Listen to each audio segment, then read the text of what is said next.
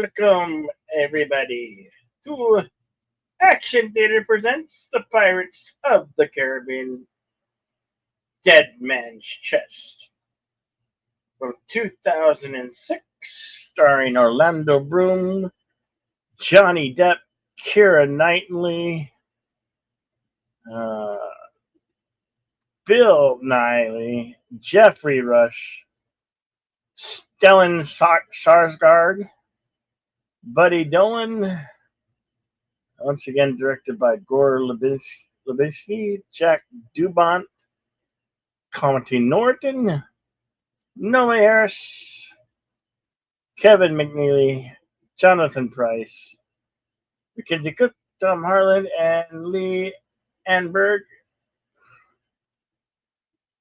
We're back again with A Curse of the Black Pearl. This one's quite comical. It was a very successful in 2006. I remember it filled the movie theaters were filled, and I actually saw this in Yuma because I was working on a project out of Yuma, and it was very hot. So it was pleasantly nice to go into a nice, cool movie theater to see this one. Deleted scenes will read you the synopsis and tell you a little bit more. Yeah. Click where it says more so I can see the synopsis. Thank you. All right. Welcome, everybody. This is Pirates of the Caribbean Dead Man's Chest. This is rated PG-13. Runtime is 2 hours and 31 minutes. This is from 2006. Action adventure. More comedic, as Bill said. Charming rogue pirate Captain Jack Sparrow, is played by Johnny Depp, is back for a grand, swashbuckling, non-stop joyride filled with devilish pirate humor, monstrous sea creatures, and breathtaking black magic. Now, Jack's got a blood debt to pay. He owes it to the legendary Davy Jones, ghostly ruler of the ocean depths. But ever-crafty Jack isn't about to go down without a fight. Along the way, dashing Will Turner, Orlando Bloom, and the beautiful Elizabeth Swann, Keira Knightley, get caught up in the thrilling whirlpool of misadventures stirred up in Jack's quest to avoid eternal damnation by seizing the fabled Dead Man's Chest. So yes, we do have a number of characters returning from the original film. We have our main three, of course. Governor Swan is back. Davenport is back. Pretty much most of the Black Pearl crew is back. But not Anna Maria. She kind of disappears, if I remember correct, at this point in the series. Scarlet, I know, comes back. Few other people are going to be pointing out along the way. The two comedy pirates who were with Barbarossa, they're back, and so we'll be pointing people out along the way. We've got some new villains, of course. Obviously, the main one being Davy Jones, who is played by Bill Nighy. And we also have a growing villain and a character named Beckett, played by Tom Hollander. He's going to become important as things go on as well. So, all right, this was a movie that was by request. We had a poll up when we last week when we watched the first film, and you voted. Is it gone with the second? So here we are. This is a by request film from you, our audience. Mm-hmm. I do want to remind everybody really quickly before we get on with the film. It is obviously not a public domain movie. Unfortunately, here in the United States, we would not be able to air the movie for you live, as much as we would like to. But it is a YouTube guideline.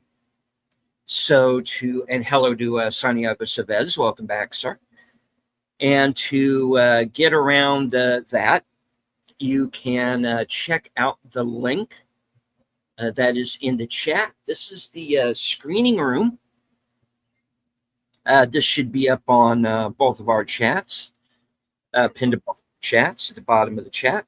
You can click on that link, and you will be taken directly to the film, to Cosme, where we can show you the film.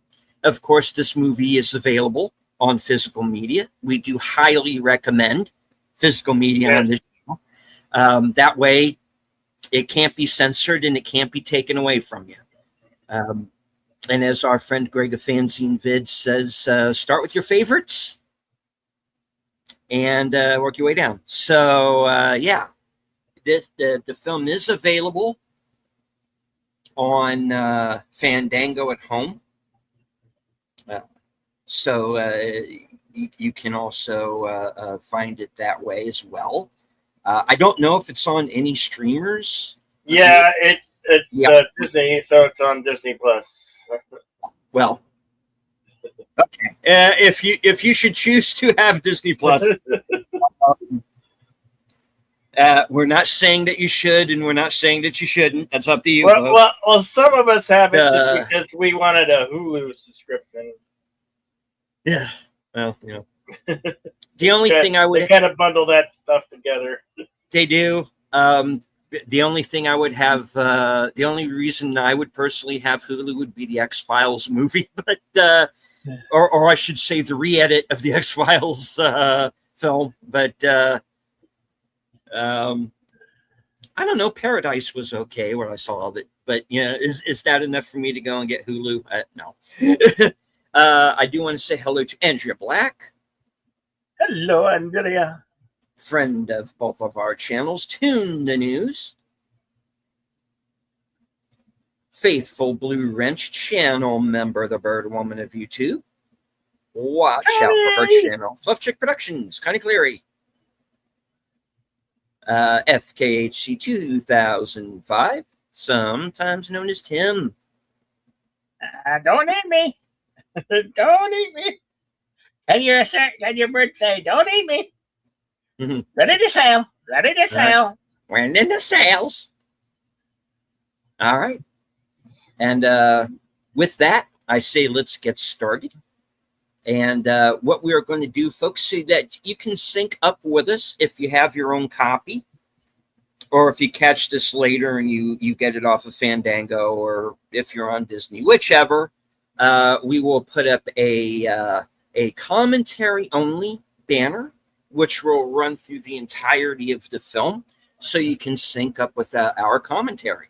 Think of what we do here as exactly that, a fan commentary on a DVD.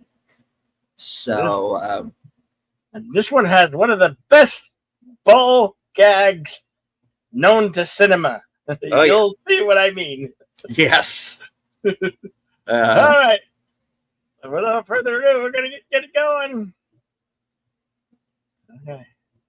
Here we go. 5, 4, 3, 2, and go.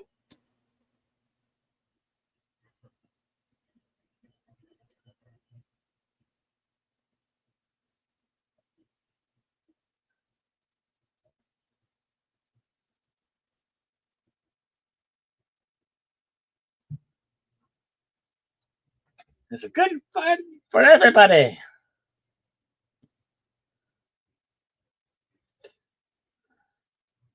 Ball gag. Nice one, Tim. Not that kind of ball gag. Oh, no. But I like your style. Fall. F-A-L-L. Fall.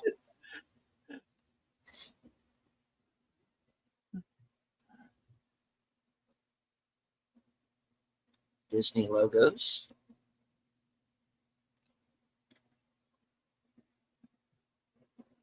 Jerry Bruckheimer Productions, formerly Simpson Bruckheimer. I love this opening. The Black Pearl on the Black Sea. The Pirates of the Caribbean. Dead man's chest.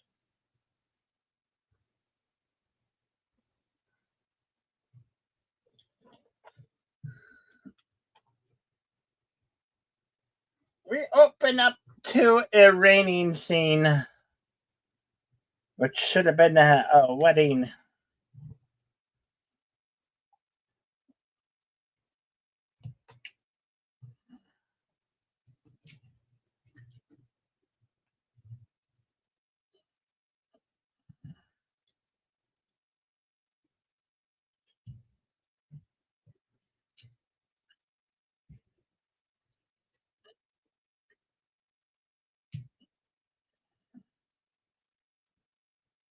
The British are coming.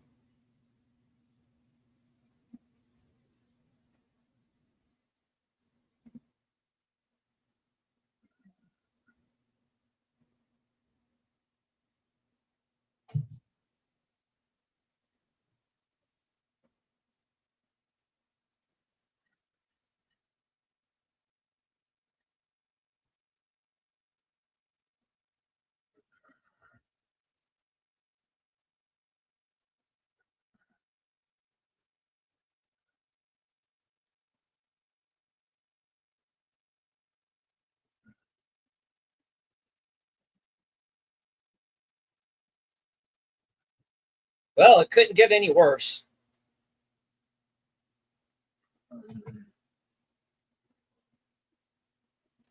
This is Cutler Beckett, Tom Hollander, our sort of B villain.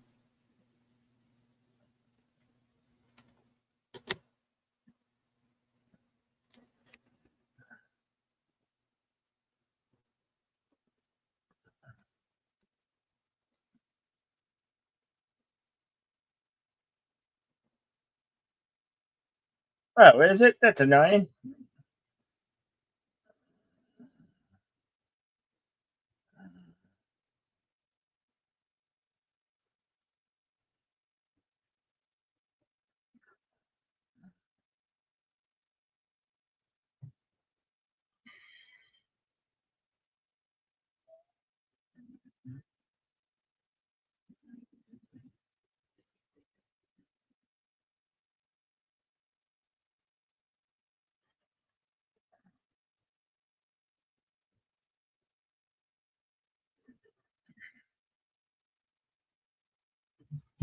Penalty. So death.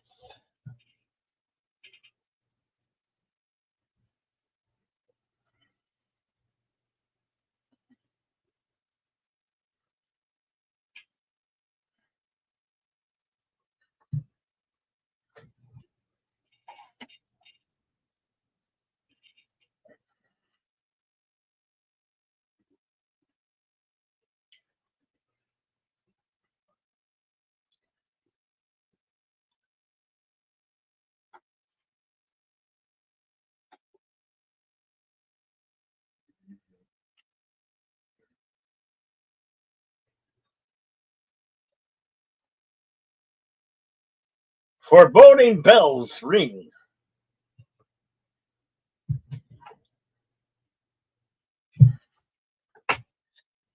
as the crows fly.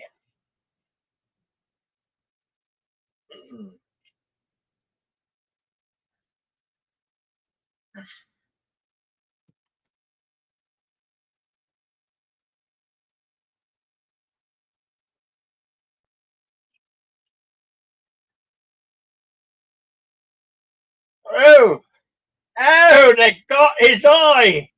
They got his bloody eye.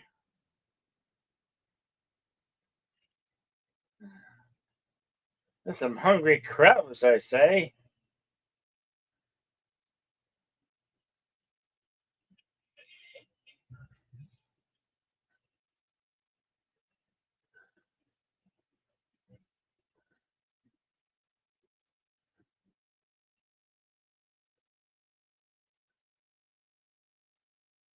Mm.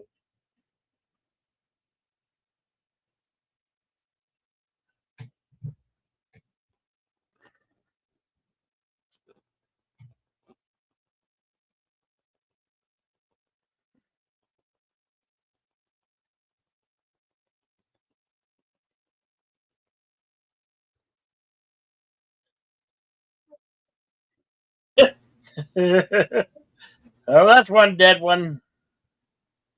That's one for the sharks.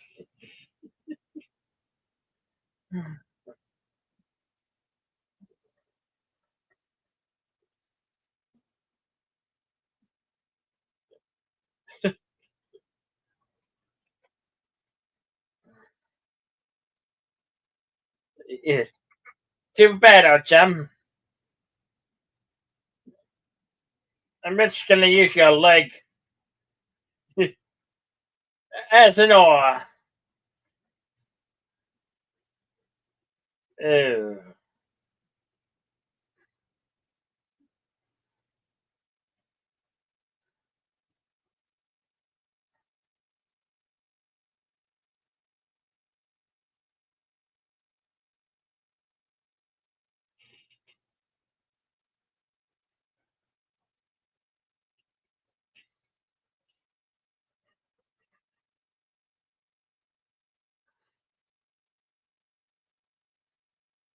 In the hurricane. What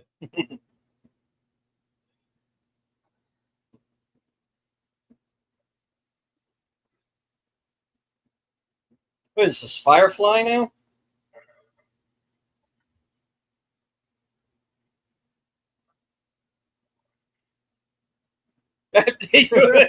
Say the wrong thing, bird! Oh! Crap!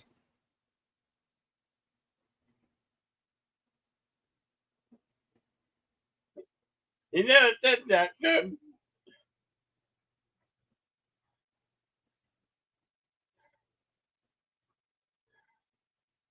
This is a drawing of a key.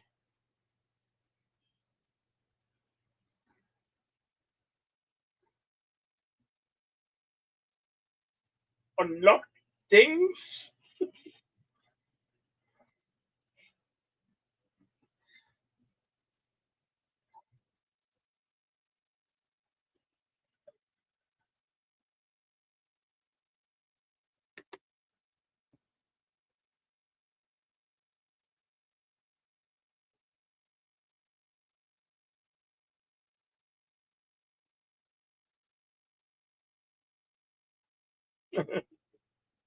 You're not making any sense at all, mate.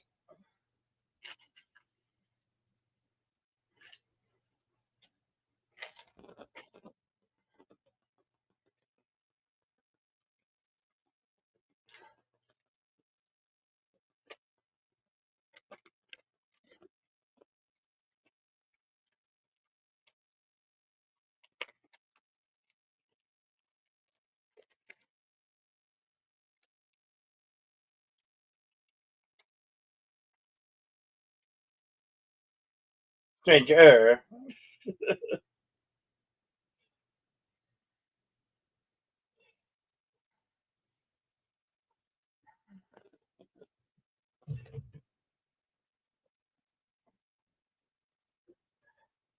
That there was a little actor who got a job before Peter Dinklage shot his mouth off. Oh, I'm sorry. Just thinking out loud. Sorry, folks. It won't happen again. Hey, that guy.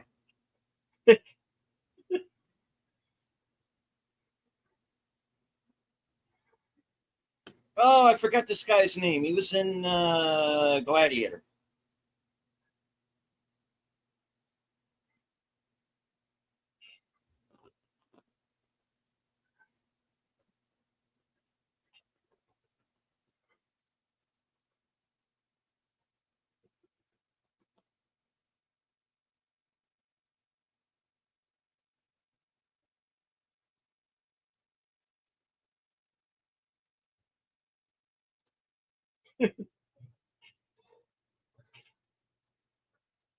Any more questions? Yes. It's the speed velocity for the late swallow.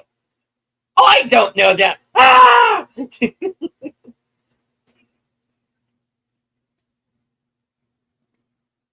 Have we ever done Monty Python and the Holy Grail? No, but it's coming. Dude, It's we got coming. to. We've It's got coming to. up. It's coming up. I'm thinking in September. Yeah, we're gonna have to do it.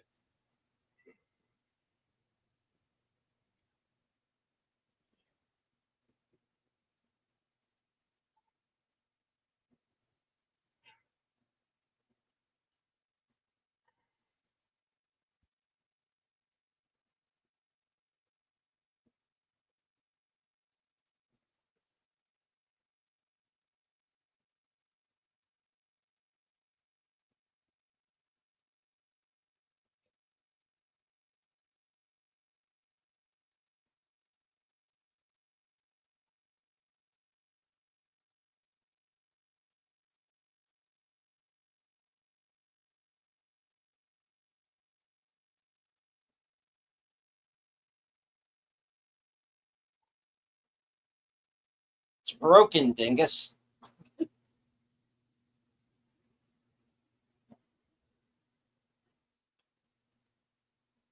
Why, it's all the rum gone. Oh yes, that is why the rum is gone. I'm bloody well drinking it all.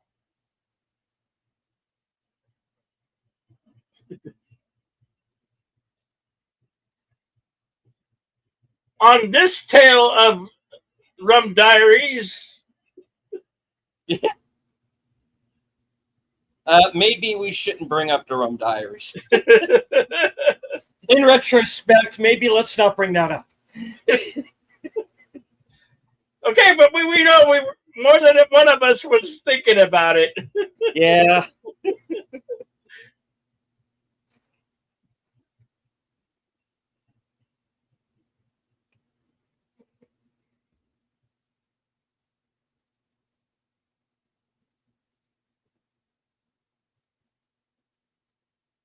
Lots of barnacles.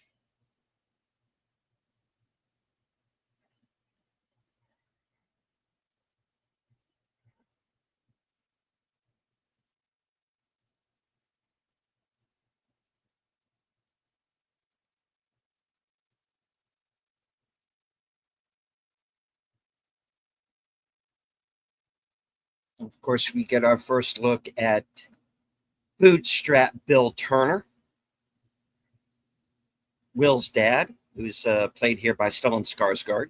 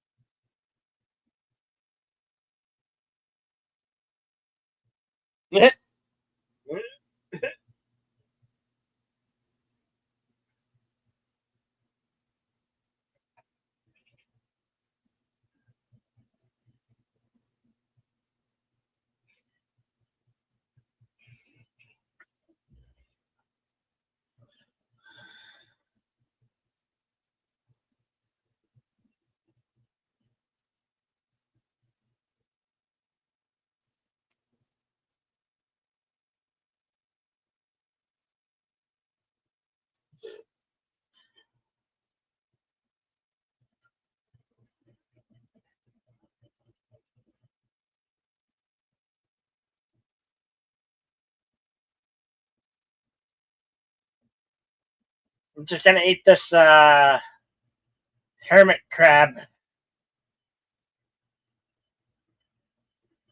It just sounds like popcorn. It's like, I love how they got barnacles hanging, growing into their flesh and yeah. stuff.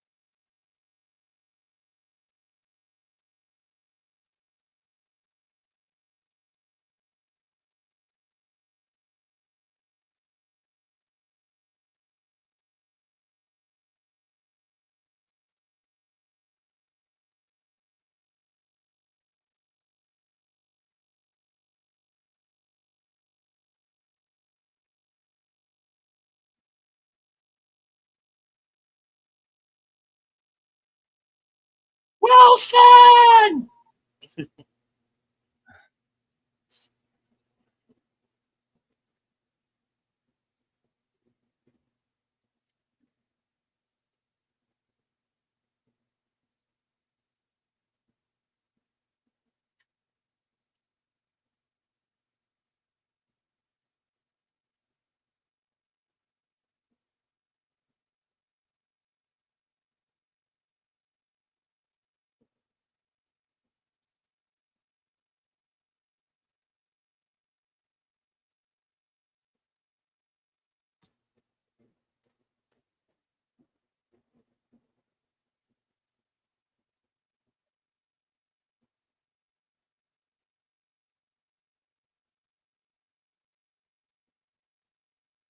Release the Kraken!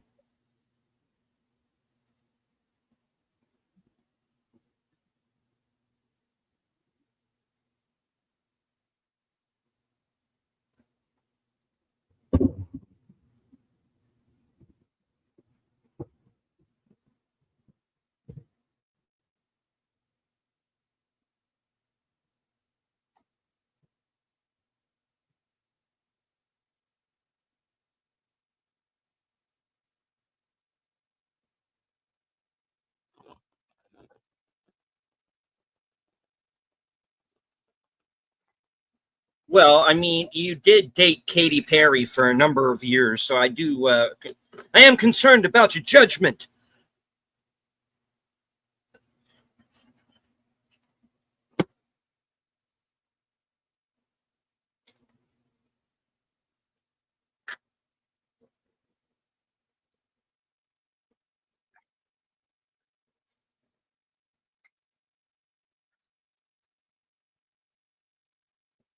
Hello, Lady Mist, Emoji Queen.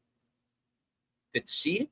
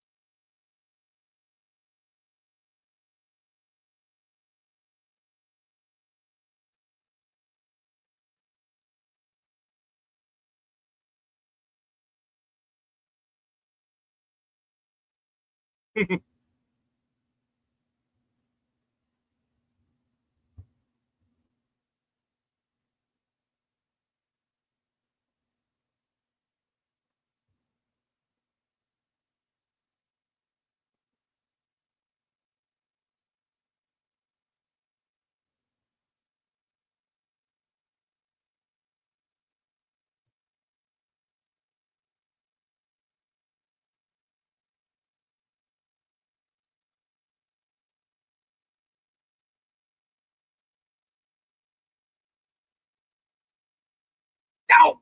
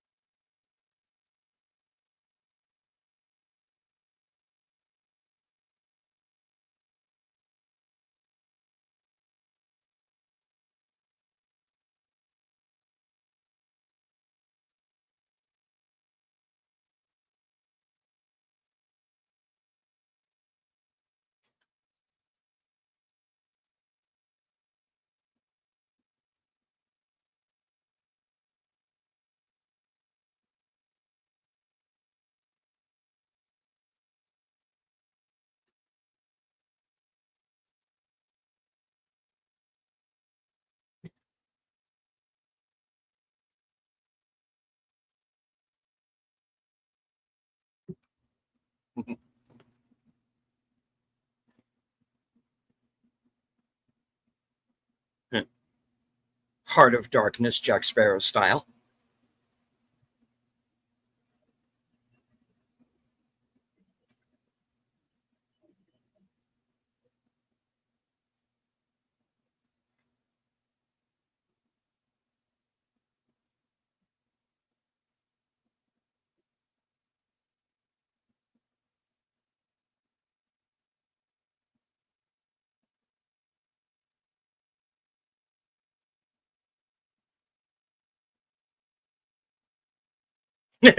Jeez. Mhm.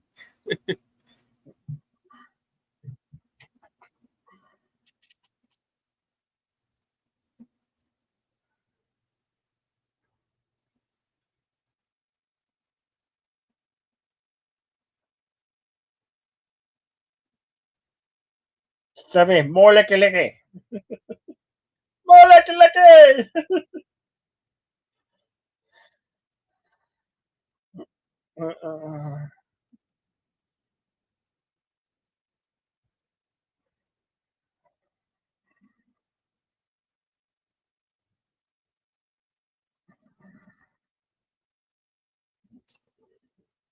Kara Knightley is not my girlfriend in this scene. Hashtag I would be good at sentences.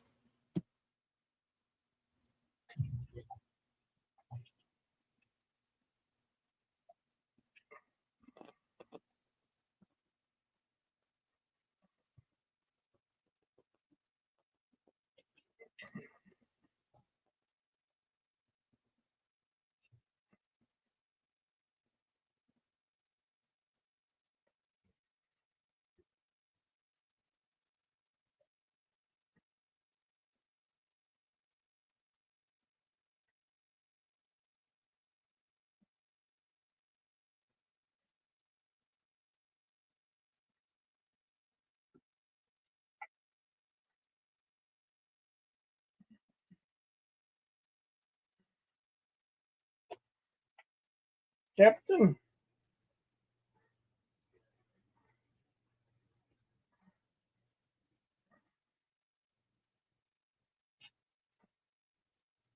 Evening, Governor.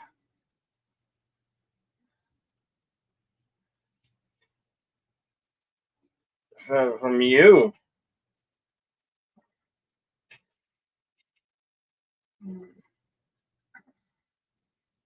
Abandon ye all who gather here.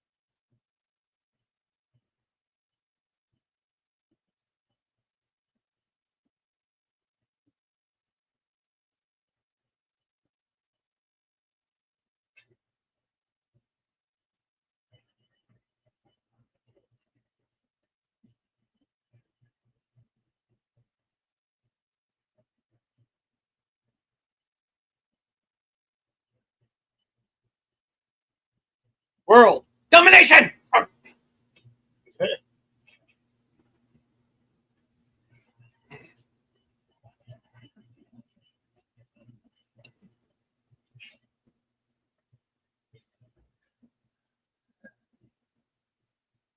Yes, and sadly, I was not the one who married her.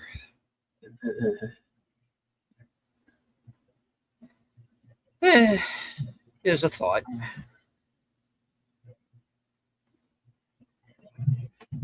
And Orlando Bloom, he married a pop singer Actually, he didn't. who went to space. Who thinks she still went to space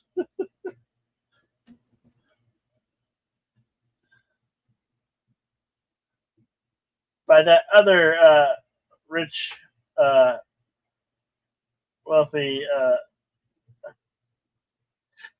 Jeff Bezos. Yeah, that Jeff Bezos guy.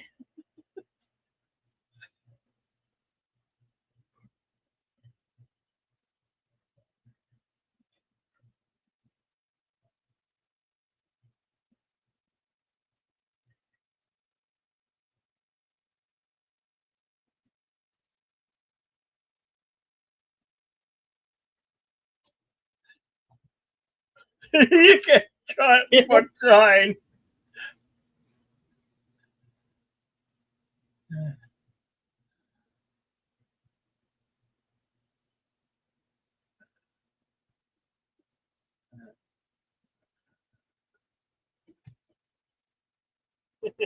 Must have seen a catfish.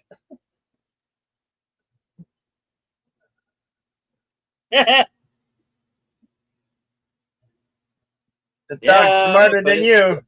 still has the damn keys. Yes.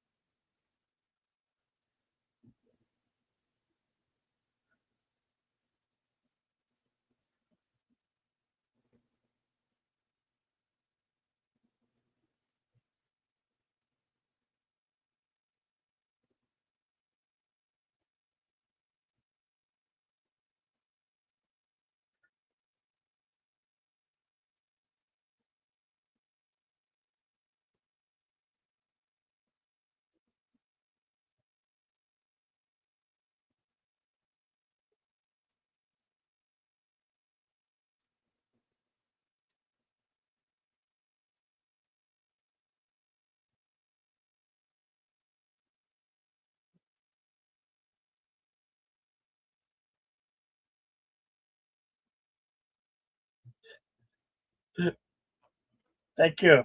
Thank you for my toe necklace. I can't believe he actually did this.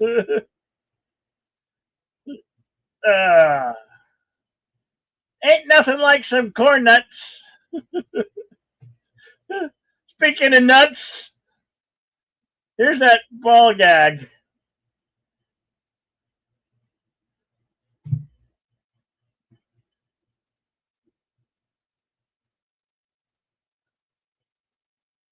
Just two dingling berries.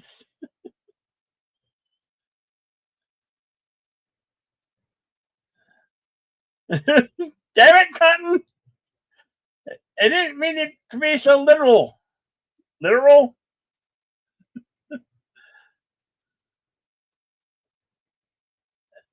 They weren't built till after we got here. Oh.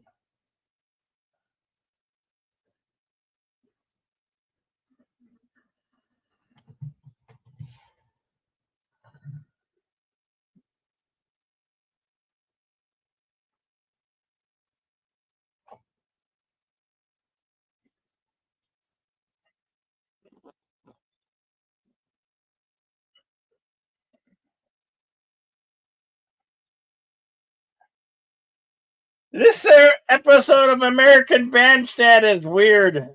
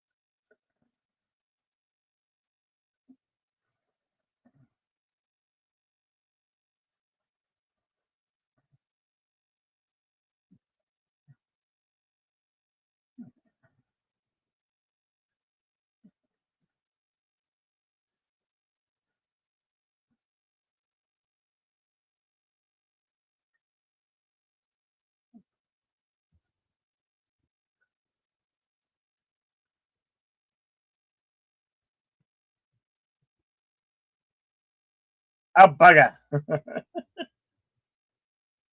The natives are restless and hungry.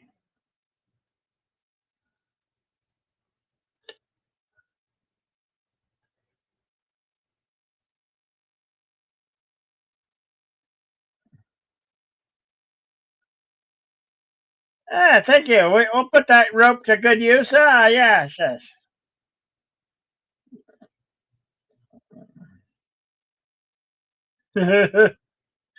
Ah, the greatest joke in cinema history, right here.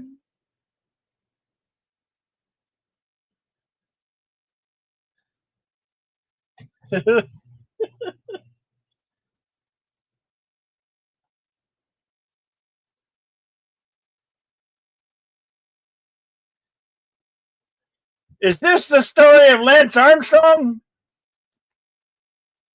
Ugh, what a nightmare.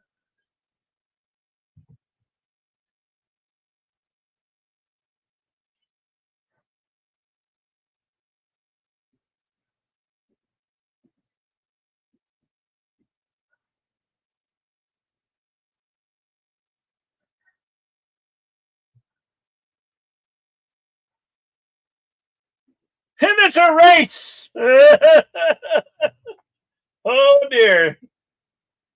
Yeah, sometimes you can talk too much.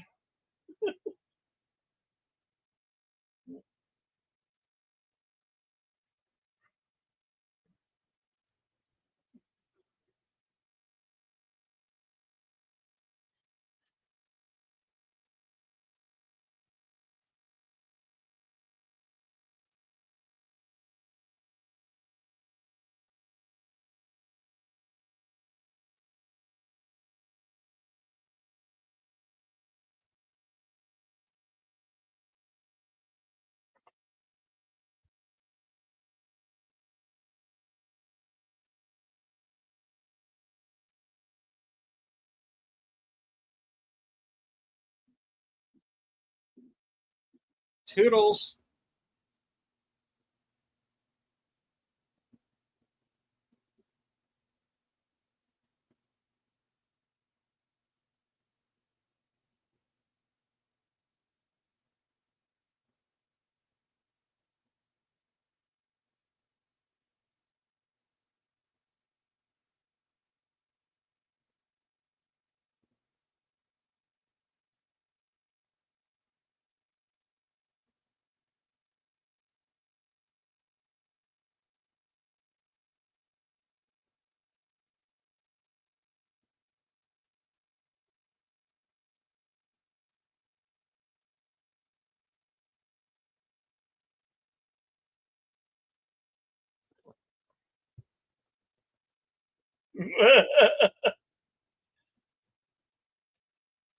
Uh,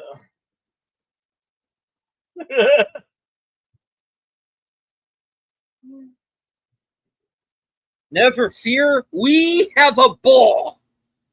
yeah.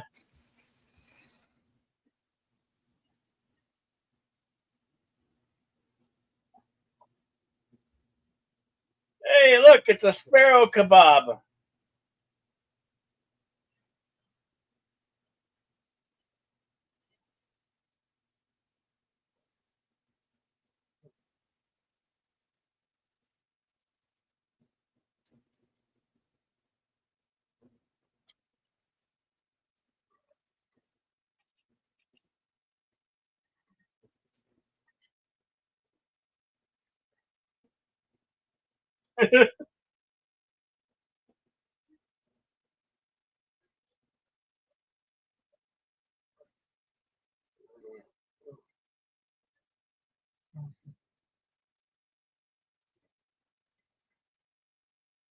Strong cage.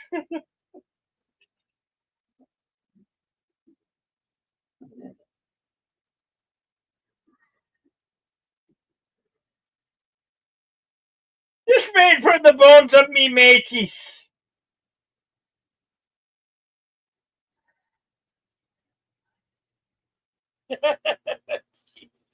He's ready for the meal. I'm gonna borrow your knife.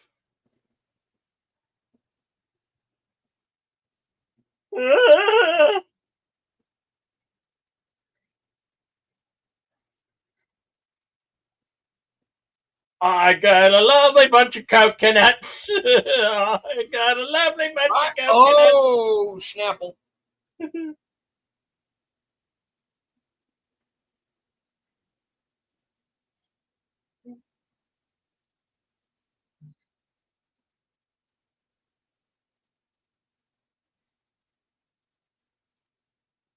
And it finally breaks upon the impact of the water.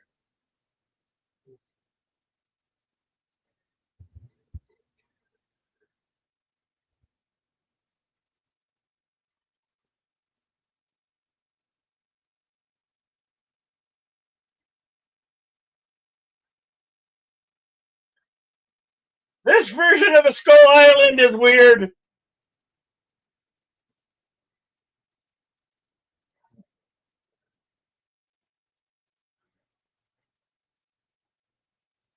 Not the pineapple.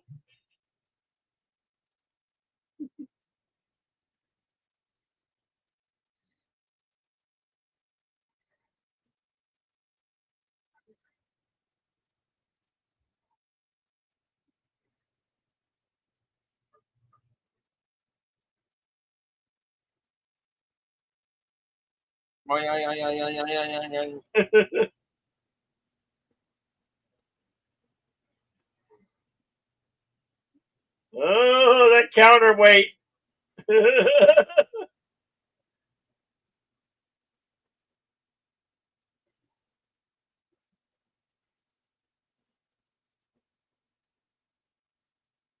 Have you ever caught a pirate by its toe?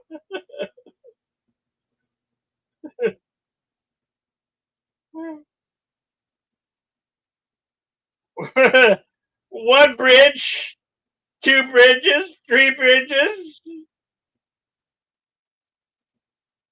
four bridges. How many bridges did he fall through? Oh, snap. Ho, ho.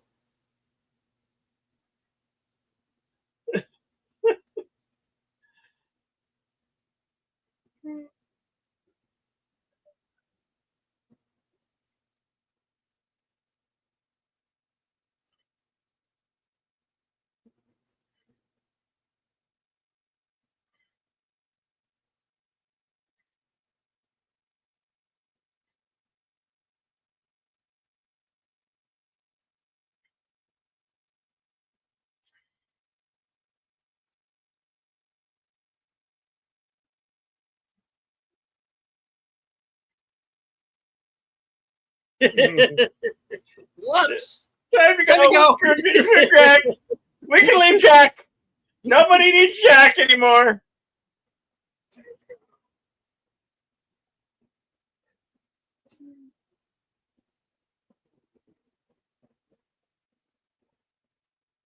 Get the dog.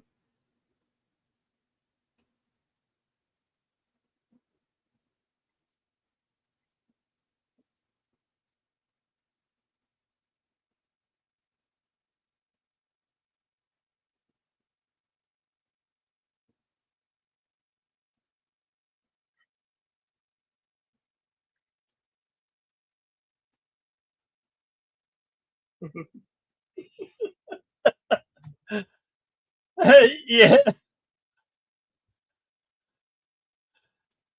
Oh, no. Run away!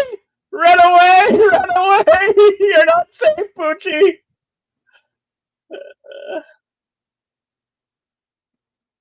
Those are some restless natives.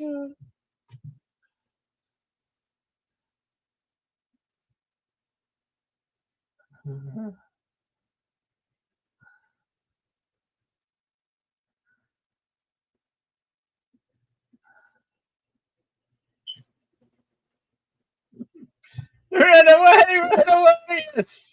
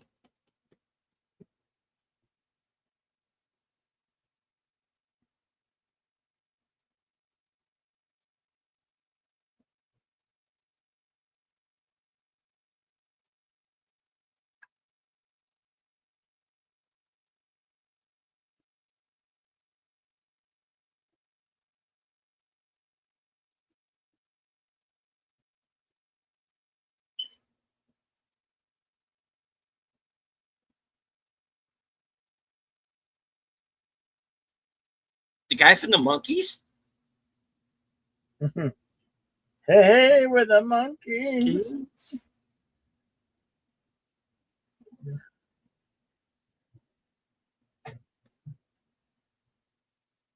David Bowie? No.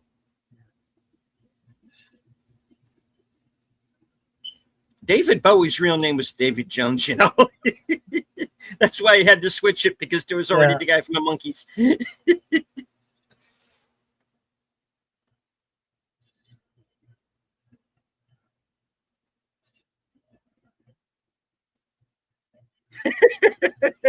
Yeah. Is it now?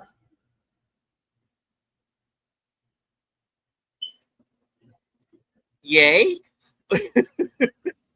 No, that's supposed to be like bad luck or some shit. Yeah. Oh.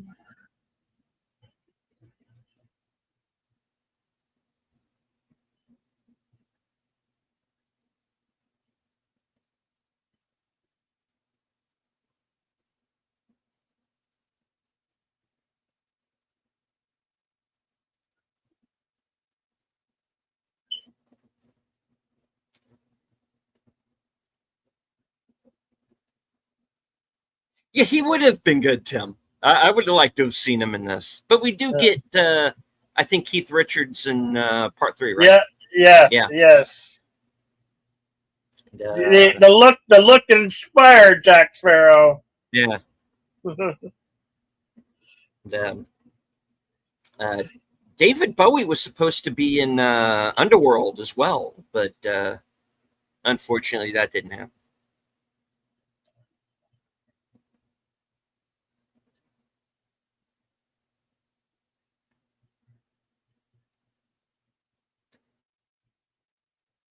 Welcome, JPR PH1. Welcome, my friend. Good to see you, mate.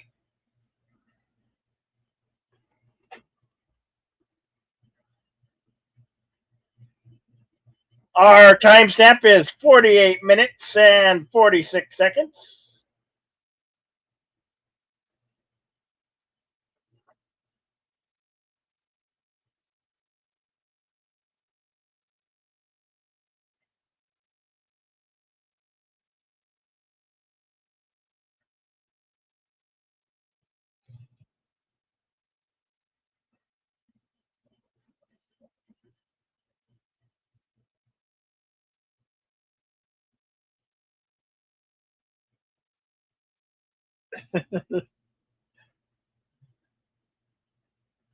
This is right out of the ride. This is a take from right out of the ride from park in Anaheim, California.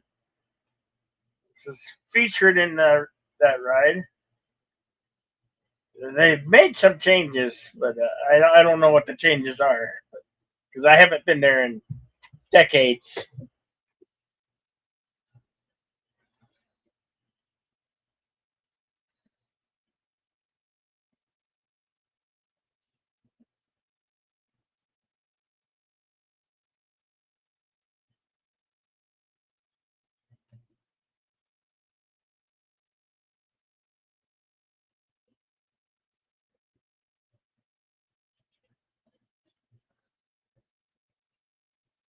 Mind about.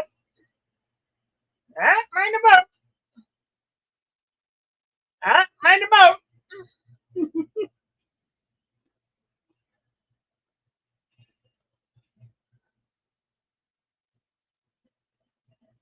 I've never heard of that one, Tim.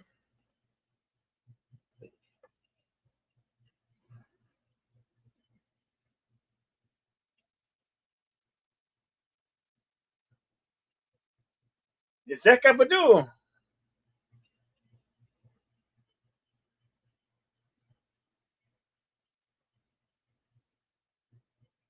Destiny.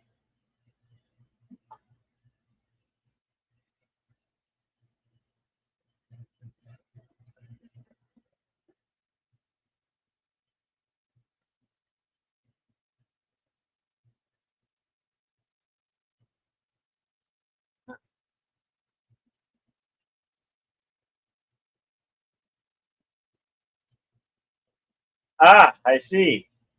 Hmm.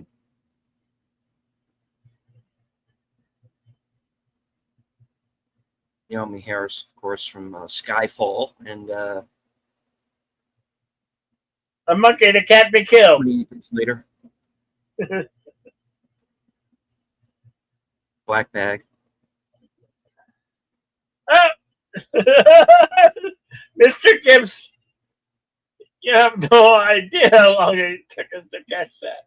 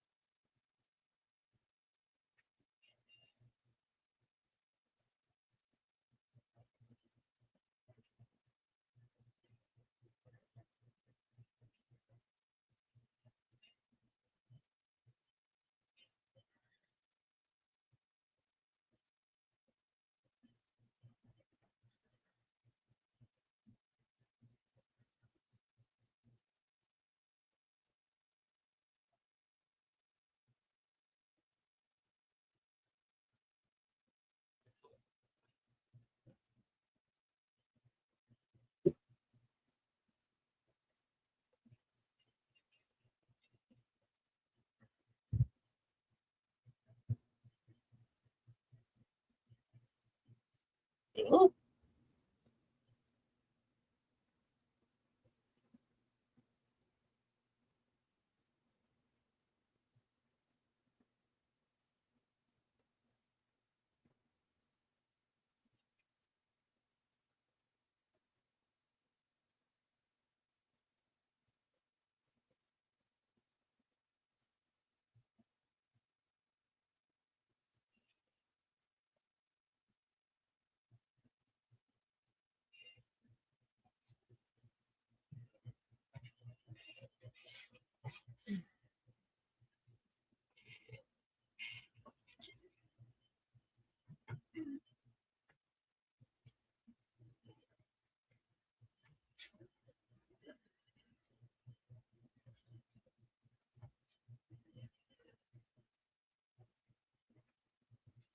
hello, JPRPH1,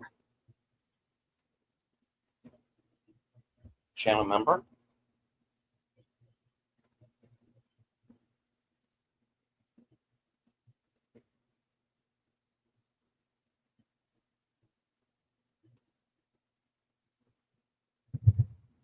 That wasn't me. There we go.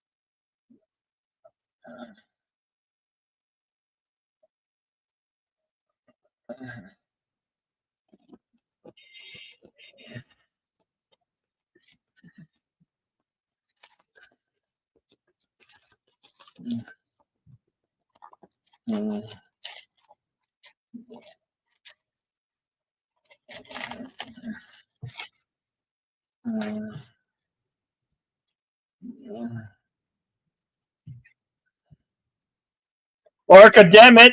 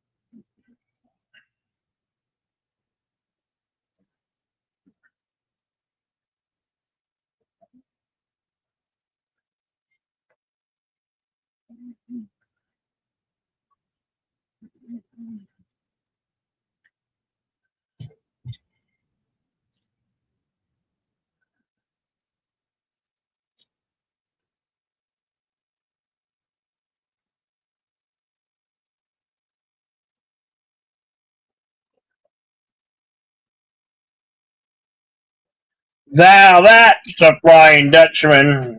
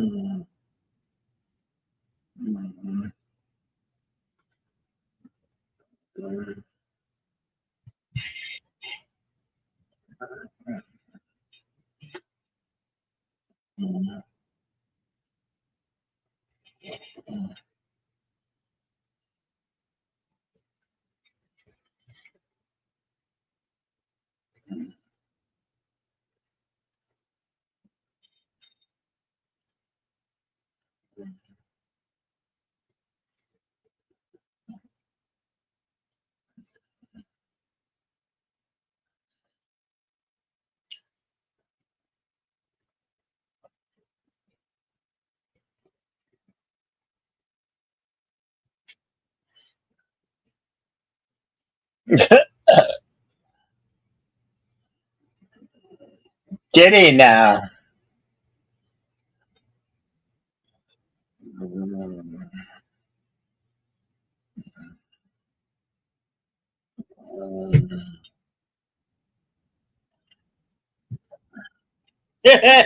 Damn, he moves fast.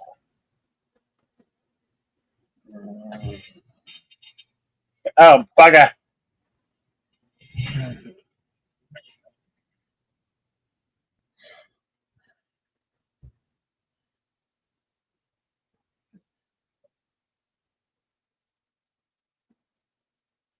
Oh, you are poor captain.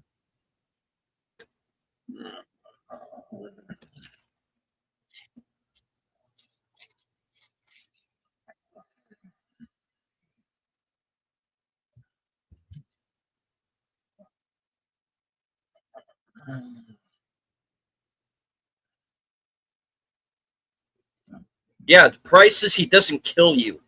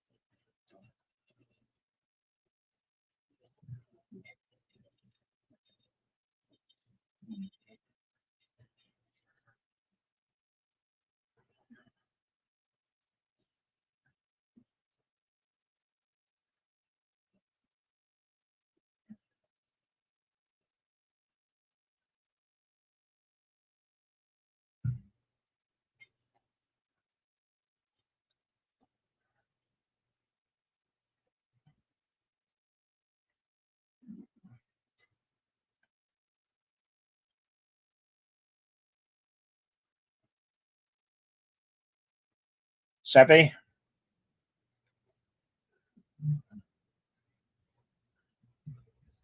99 souls.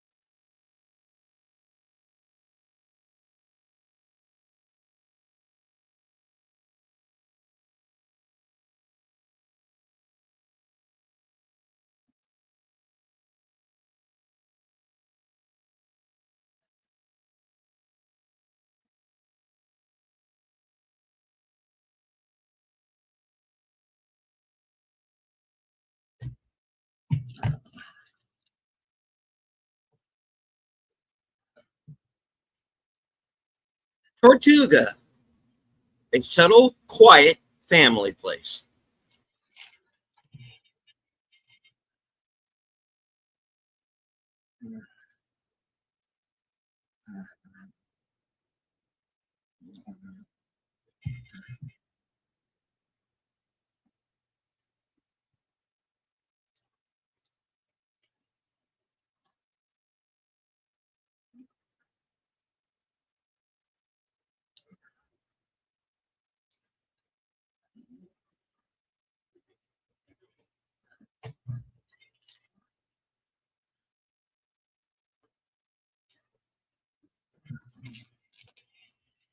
Meanwhile,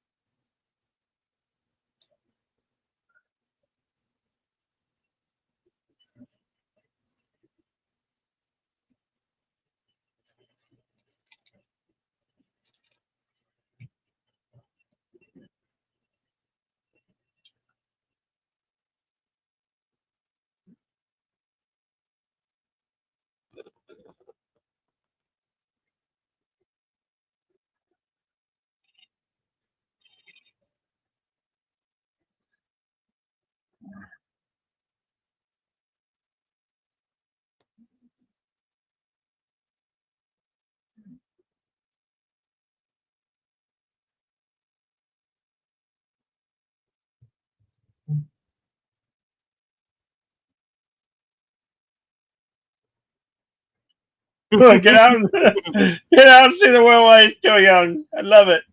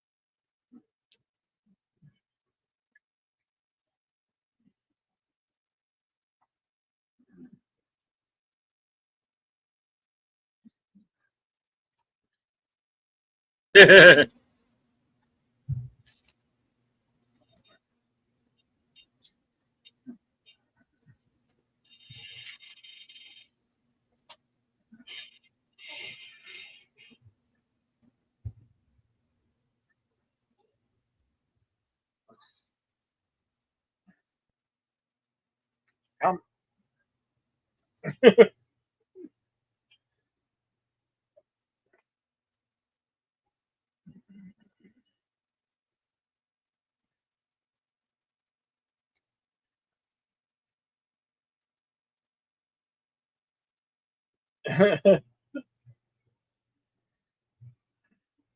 I got He to tell did. you, I do like this version of Norrington quite a bit. Yeah.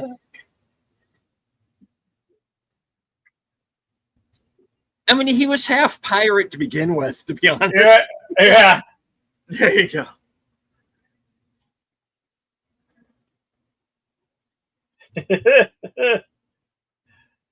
Can't join him. Of habits.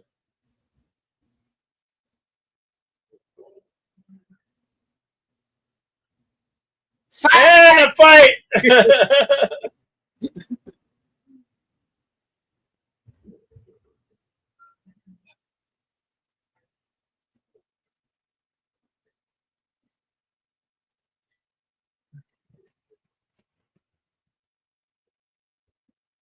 Anyway, as you may hear in the background, we finally got rain.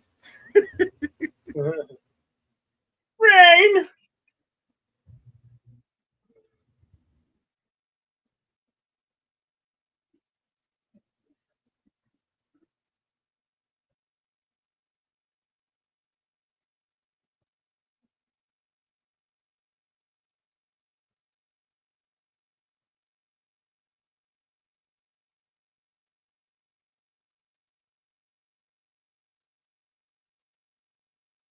No, no, Guy.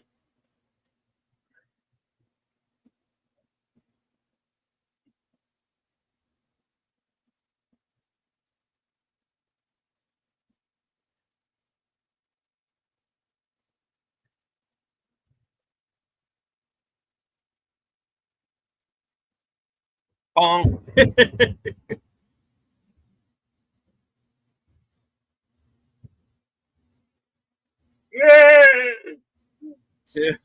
Evo. Right into the mud pig pen.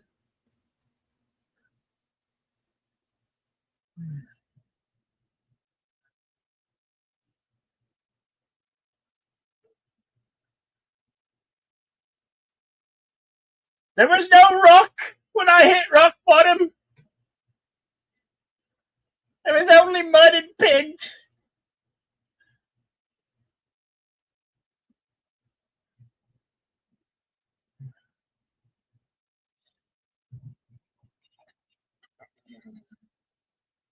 I love this pipe organ.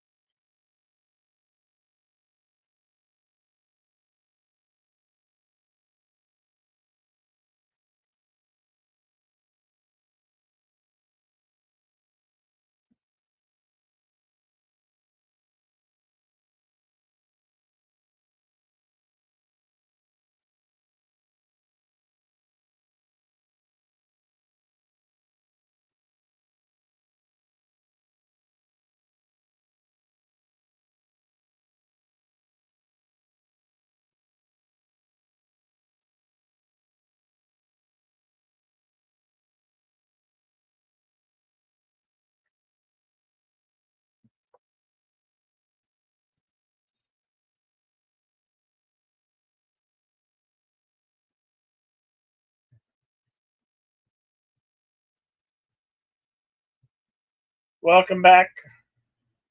Hey, how about that power outage? That's okay. We understand. Had to wait for everything to come back on.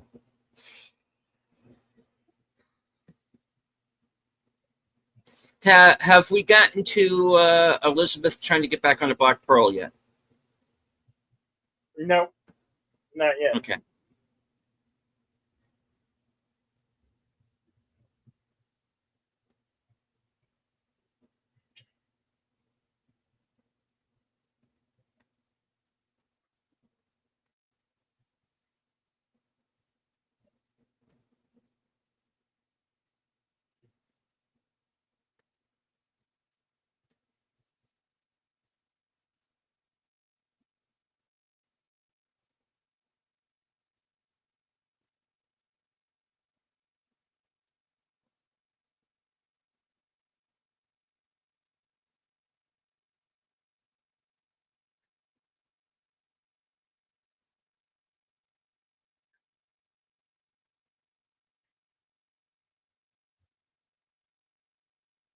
Hide the rum.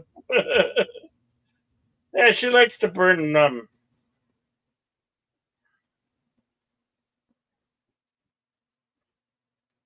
I have your old dress in my cabin. Like, wait, what?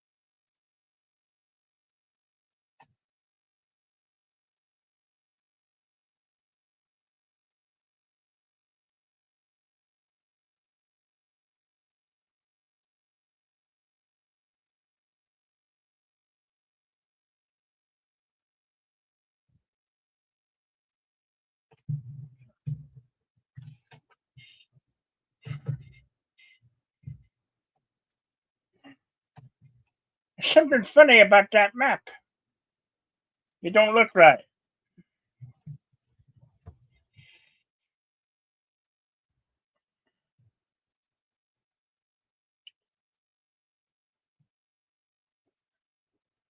Time stamp 1 hour, 21 minutes, 11 seconds.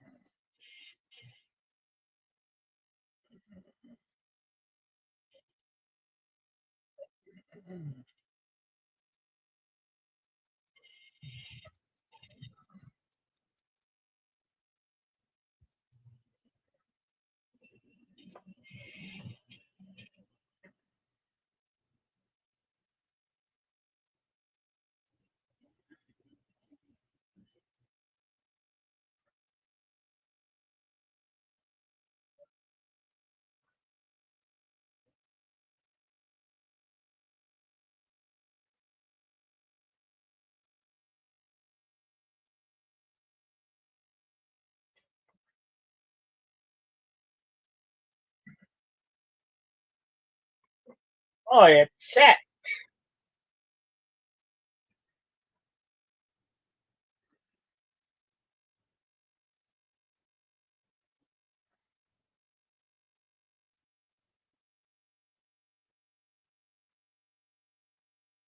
Today on the Yahtzee Tournament of All Stars, we have Davy Jones Locker versus Will Brookstep Turner.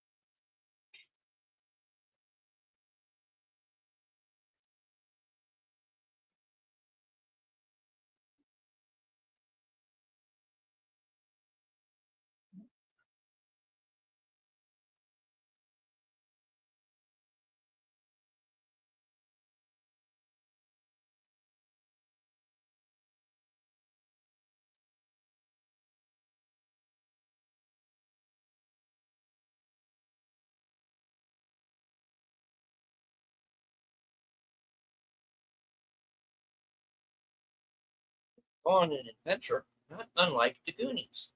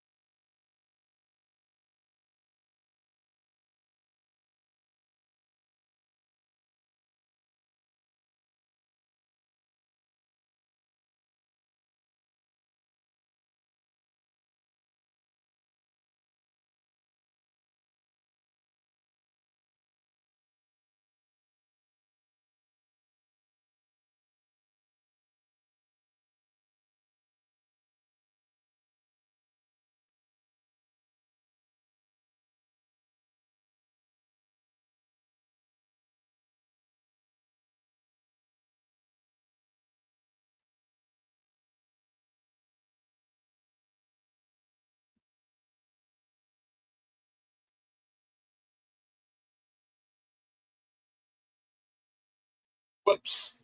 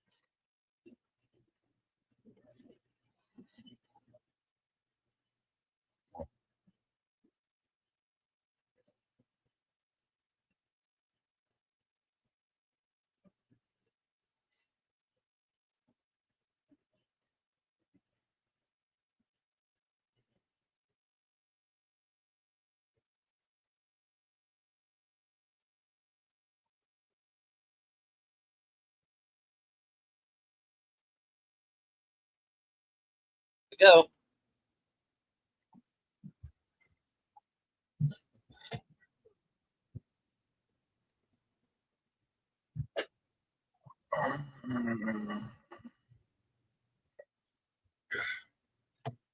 Ew.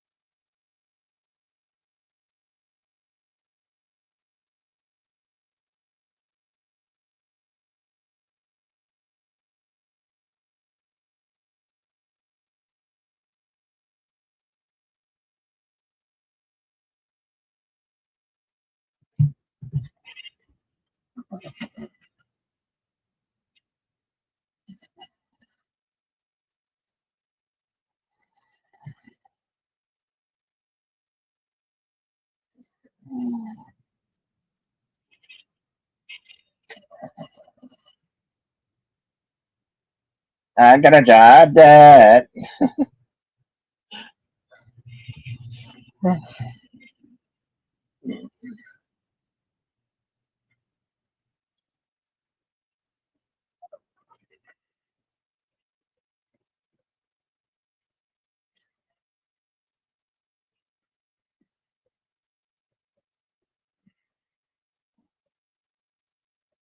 Going up.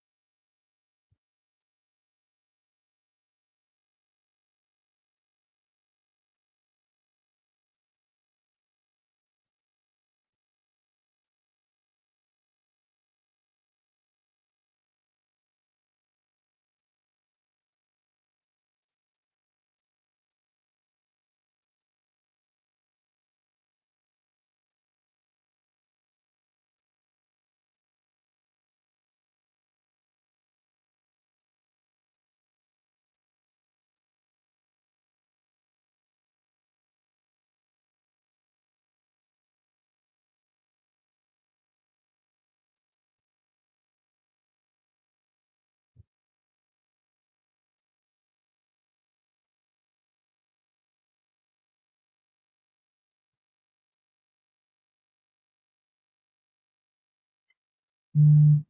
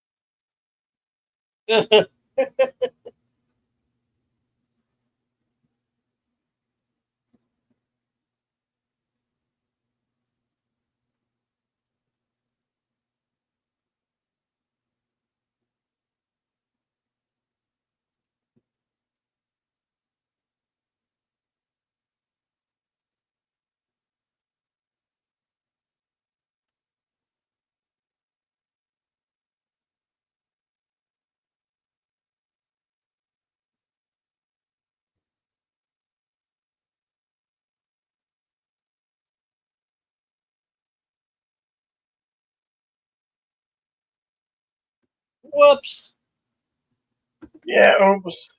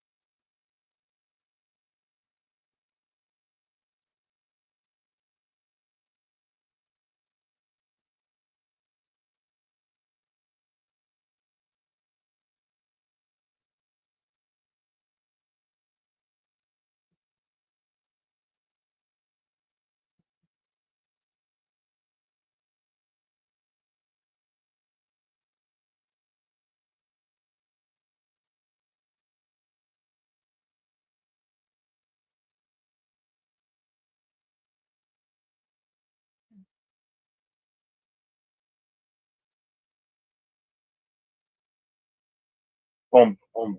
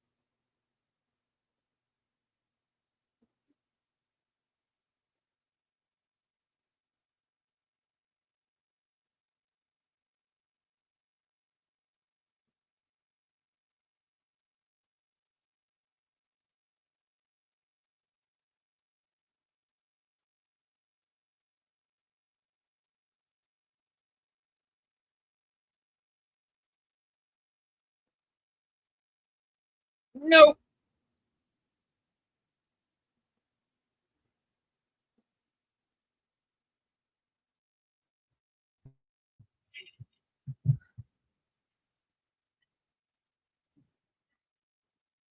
Prime time. 2 hours. We got less than 30. Go. Do something.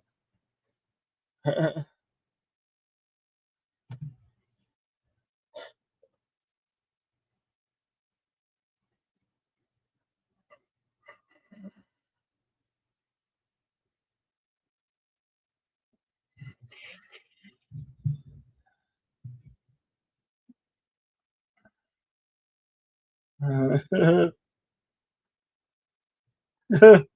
away! Run away! The stop button.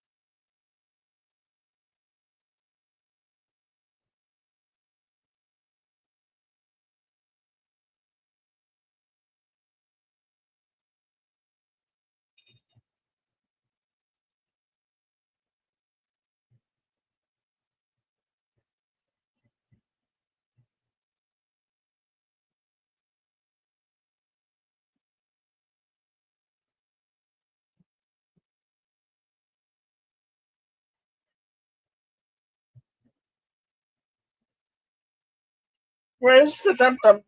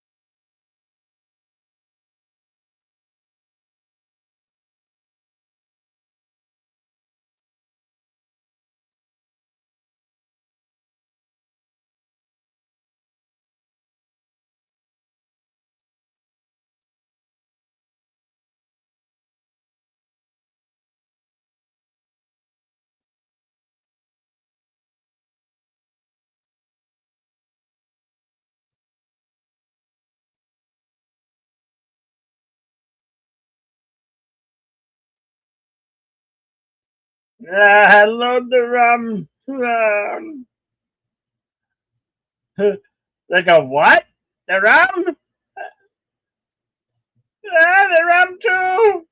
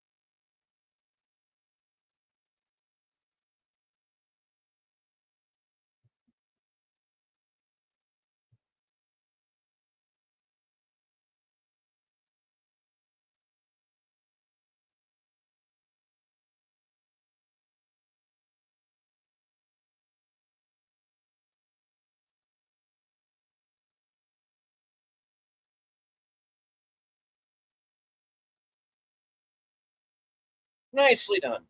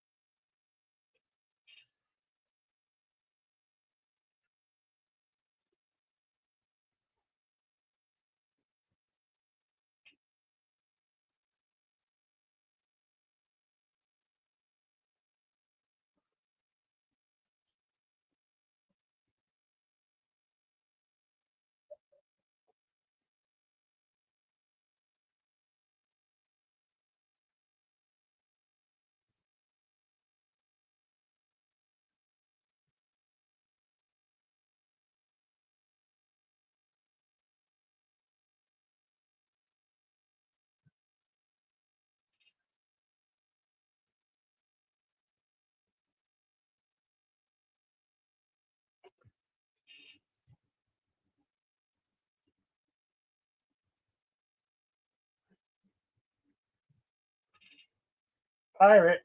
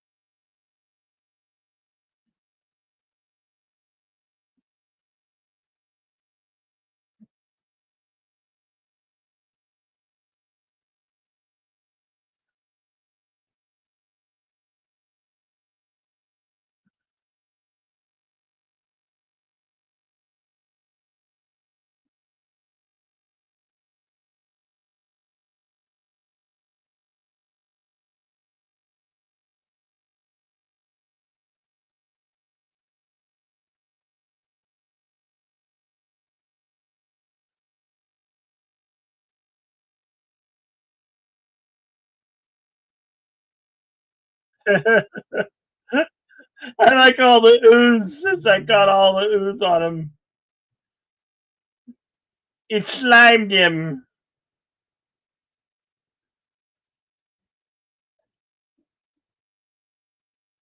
Oh, my heart.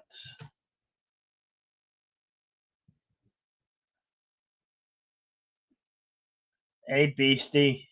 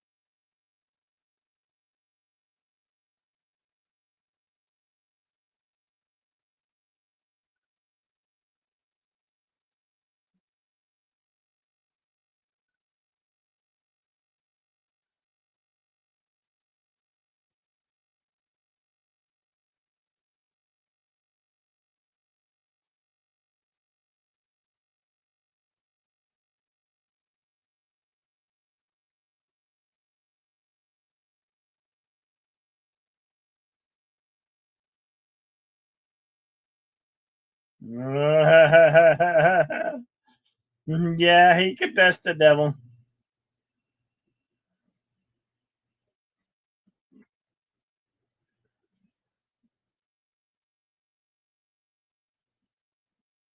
Ah, yes. Where exactly did that old Thump Thump go?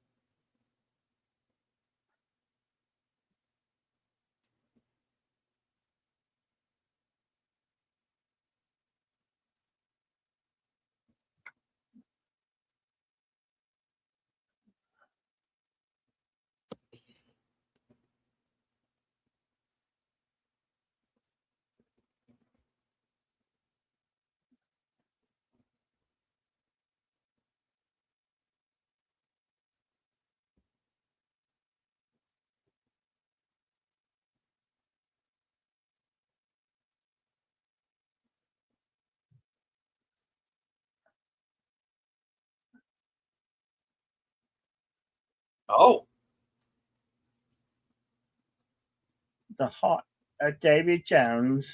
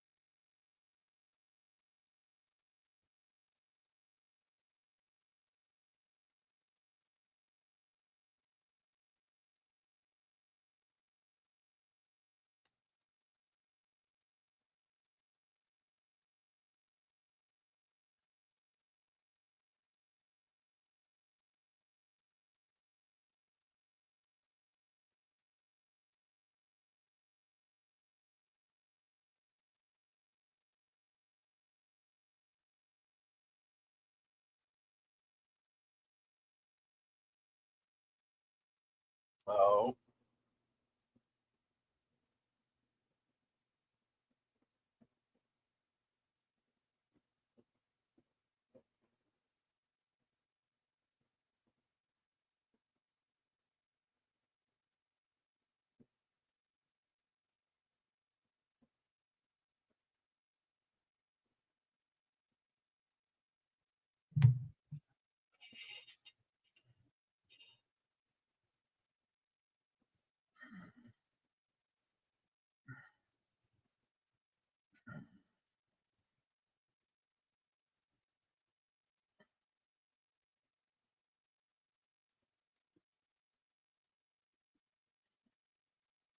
Aye.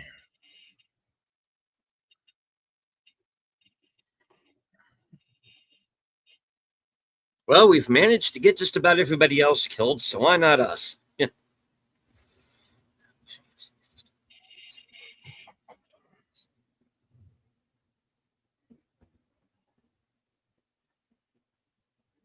World's End. Shut the thing.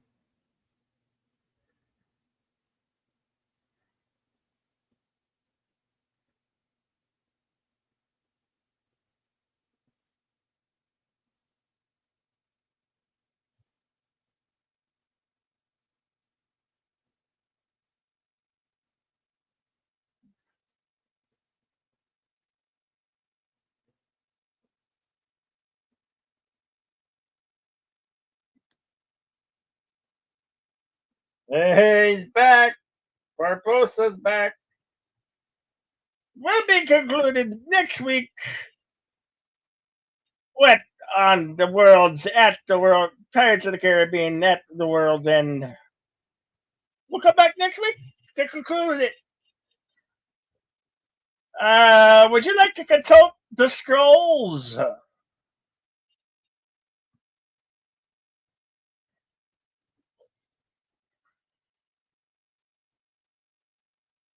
All right. Hold on. Pirates of the Caribbean Dead Man's Chest was released July 7th, 2006, at an estimated budget of $225 million. Yes. Big chunk of change. Here's the good Yep. news. Went on to gross $1.1 billion worldwide. Yep. All right. Let me scroll down here.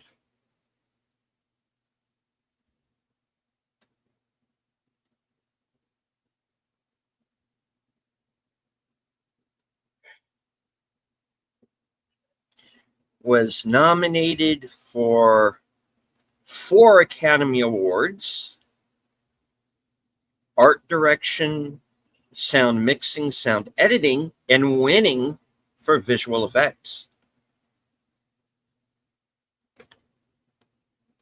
Was nominated for 5 BAFTAs: production design, costume design, sound, visual effects, and makeup and hair.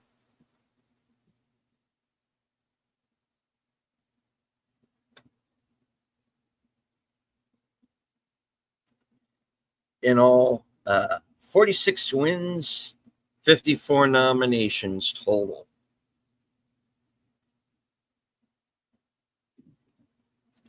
All right.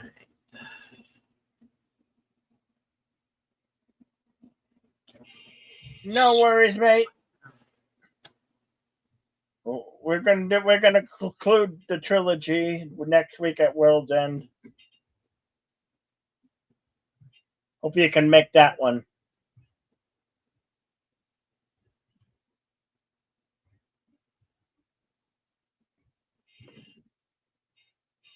All right. Known in Argentina as Piratas de Caribe El Cofre de la Muerte, and in Canada as Pirate de Caribe Le Coffre du Mort. All right.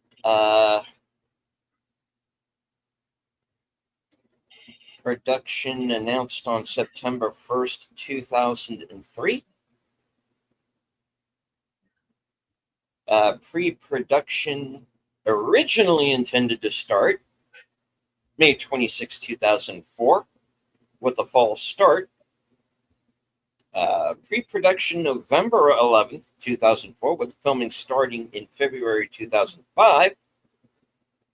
That got changed, and pre-production began January 28th, 2005, with filming now scheduled for early March. That changed. Pre-production January 31st, 2005. Filming starting on 2 and 3 together in early March 2005 until January 2006. Yeah, there was a hurricane. Yeah. Showed the film ended up 2 and 3 ended up getting shot at the same time, much like they did with Lord of the Rings. Filming March 5th, 2005. Filming on the sequels began February 28th and should finish in December. Filming July 7th, 2005. Shooting stopped June 10th so Verbinski could do some post-production work. Lensing resuming in mid-August. And finally did in November 9th, 2005. Post-production listed as December 7th, 2005, February 10th, 2006. March 23rd, 2006. The film was finally completed on May 6, 2006, with a June 10th release date. Filming locations include St. Vincent and the Grenadines, Bahamas, Dominica, Little Europe, Backlot, Universal Studios, 100 Universal City Plaza, Universal City, California, Santa Clarita, California, Stage 12, Universal Studios, Tropical Island Village, demolished in 2020. Walt Disney Studios, 500 South Buena Vista Street, Burbank, California. Mediterranean Square, Backlot, Universal Studios for the Tortuga Tavern. Stage 31, Universal Studios. Los Angeles, of course. Stage 2, Walt Disney Studios for the Pantano River Bayou. Stage 23 Universal Studios demolished in 2017, as was Stage 24 and Stage 28.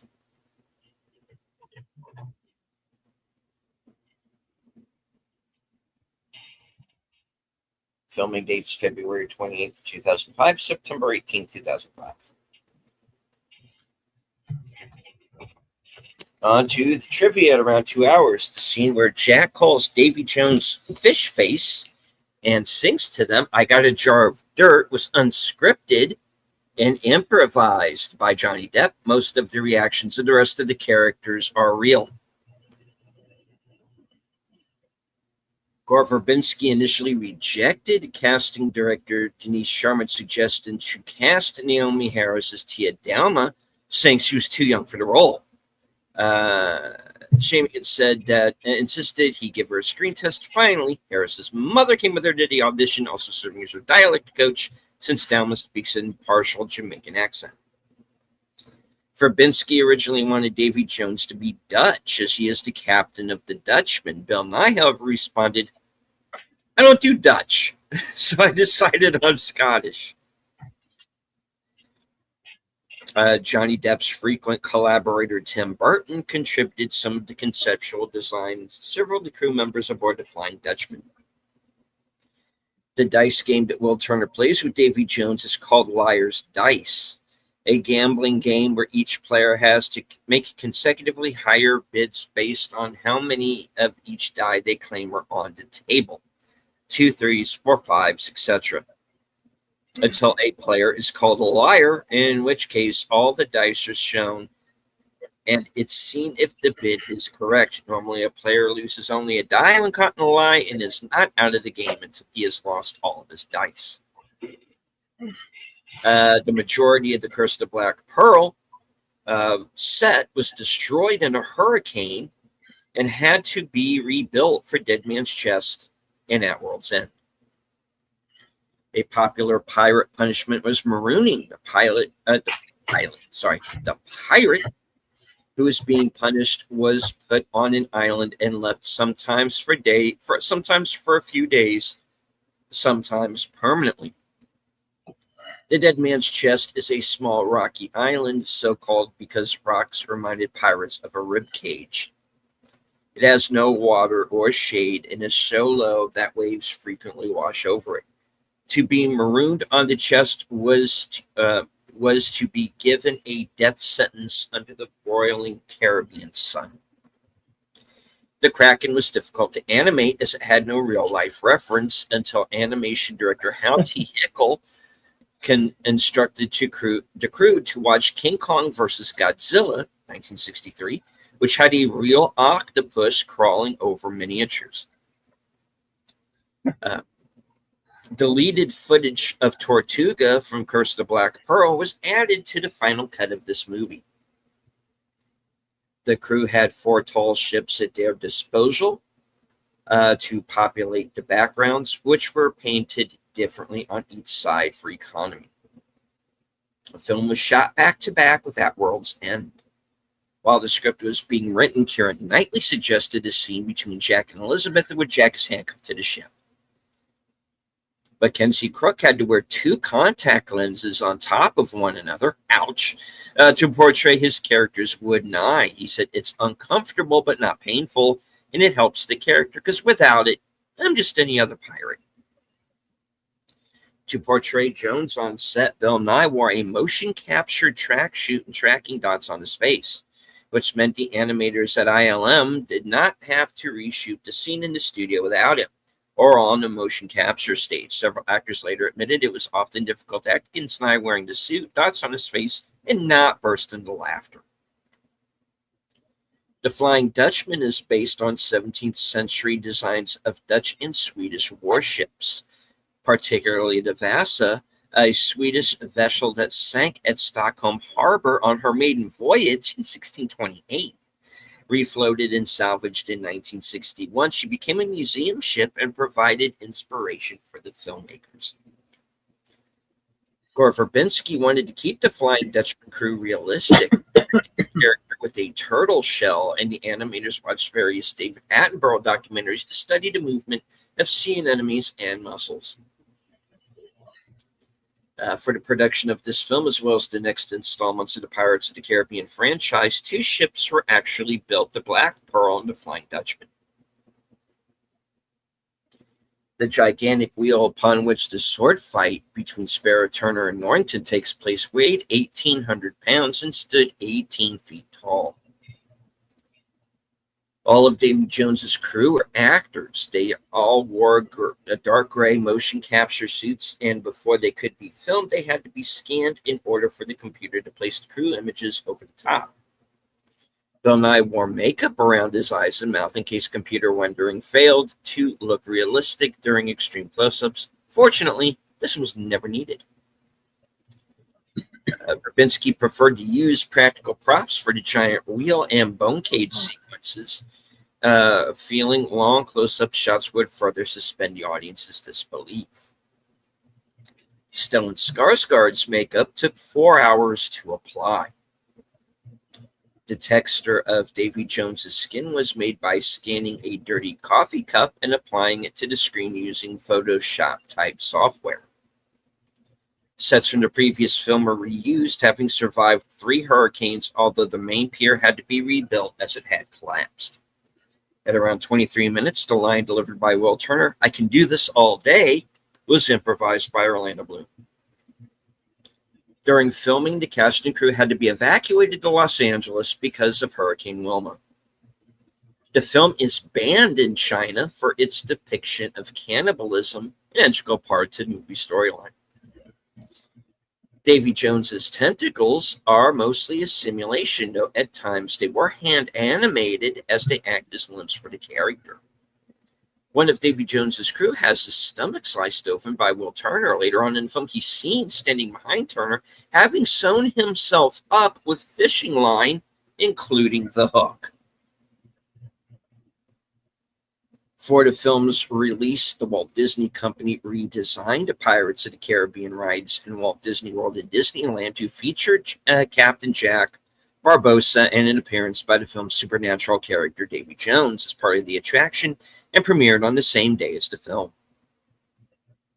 Tiadama's Swamp is a recreation of the opening bayou scene in the ride in Disneyland, complete with fireflies. Shooting in Dominica proved problematic. The government were completely unprepared for the scale of a Hollywood production, and with the 500-strong crew occupying around 90% of the roads on the island, they had trouble moving around in the underdeveloped surfaces. The weather was also alternated between torrential rainstorms and hot temperatures, the latter of which was made worse for the cast, who had to wear period clothing. According to the novelization, Davy Jones's peg leg is made of pure whalebone. His pipe organ is made of coral, grown from the organic molding of the Flying Dutchman. At around 1 hour, 8 minutes, when Norrington introduces himself to Gibbs on Tortuga, he says that his story is the same as yours, just 1 chapter behind. Later on, he is dumped into pigsty after the fight in the club. This is the same setting, perhaps even the same pigs, as where Jack found Gibbs in the first movie, the previous chapter.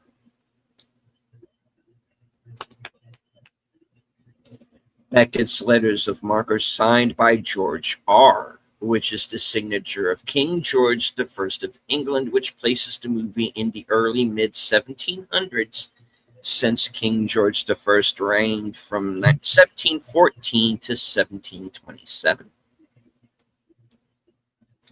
Chip and Salsa play the parrot that talks for the pirate Cotton. Only one bird appears at a time, but both birds play the same character. Chip performed most of the scenes where the pirate was required to sit patiently on the character's shoulder. Salsa performed most of the tricks when a scene required more animation, such as flying. It is stated in DVD commentary that the scene where several people argue about how to pronounce Kraken was added due to an error by Kevin McNally.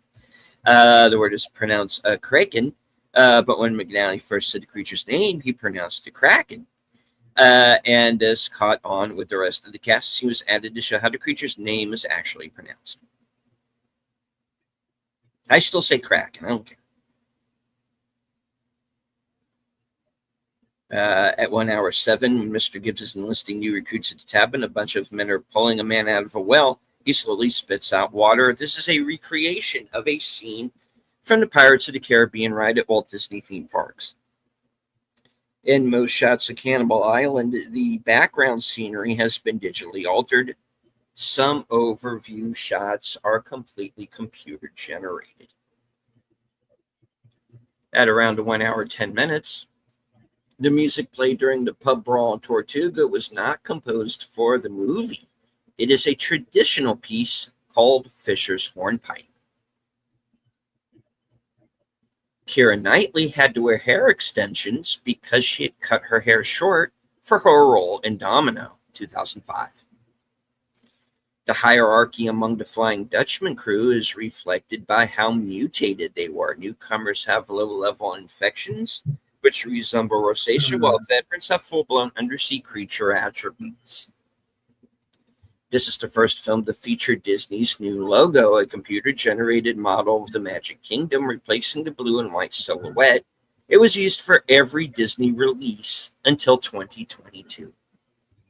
The Black Pearl was built over the body of an oil tanker in Bayou La Battery, Alabama.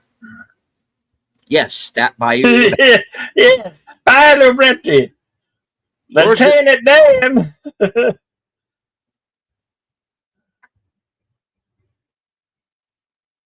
Continue. Yep. This marks famed visual effects house's Industrial Light and Magic's first Oscar win since Forrest Gump in 1994. This is also the only Pirates of the Caribbean film to win the award in any of its nominated categories as of 2018. The Black Pearl was never on the beach at Cannibal Island. It's a model digitally added to the shots, complete with digital water splashes. Hadris, the conch shell-headed Dutchman crewman, speaks Cantonese after his head is knocked off. Davy Jones, the main villain, does not physically appear until exactly 1 hour into the film.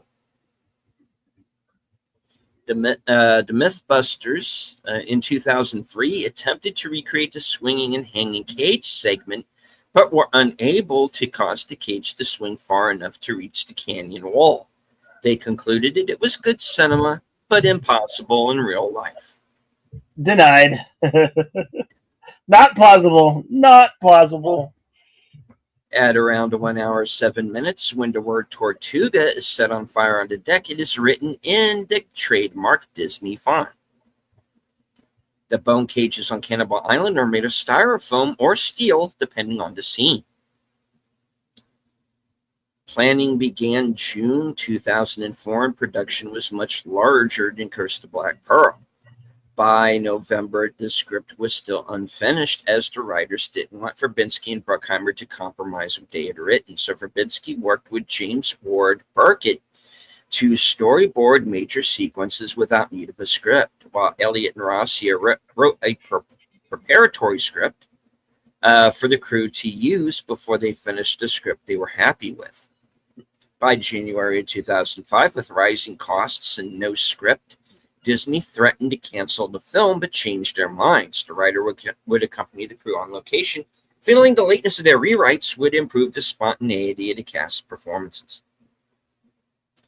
Came the highest grossing movie of 2006.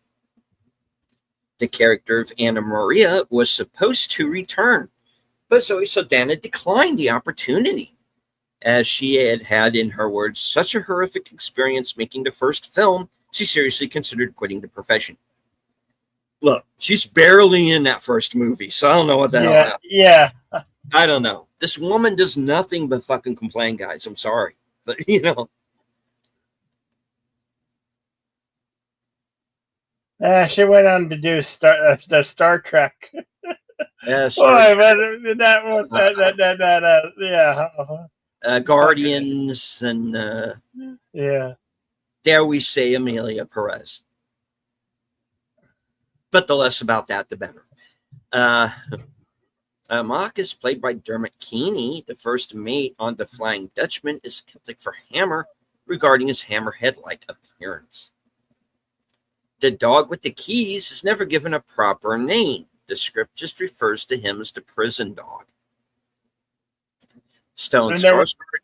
Sorry. there was a post-credit scene right at the very end with the dog being worshipped as the king or the new god. Yeah. So the dog survived, guys. The dog survived.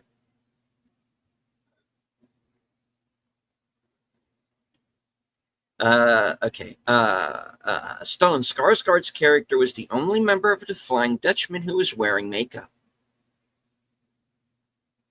At around 1 hour 12 minutes, when Davy Jones is playing the pipe organ, the song he's playing is a slightly sped up version of the tune his locket plays. Grossed $136 million domestically in its opening weekend, then the biggest opening weekend gross in history, breaking the record set by Spider-Man. And of course, Spider-Man now has that record again. Yeah.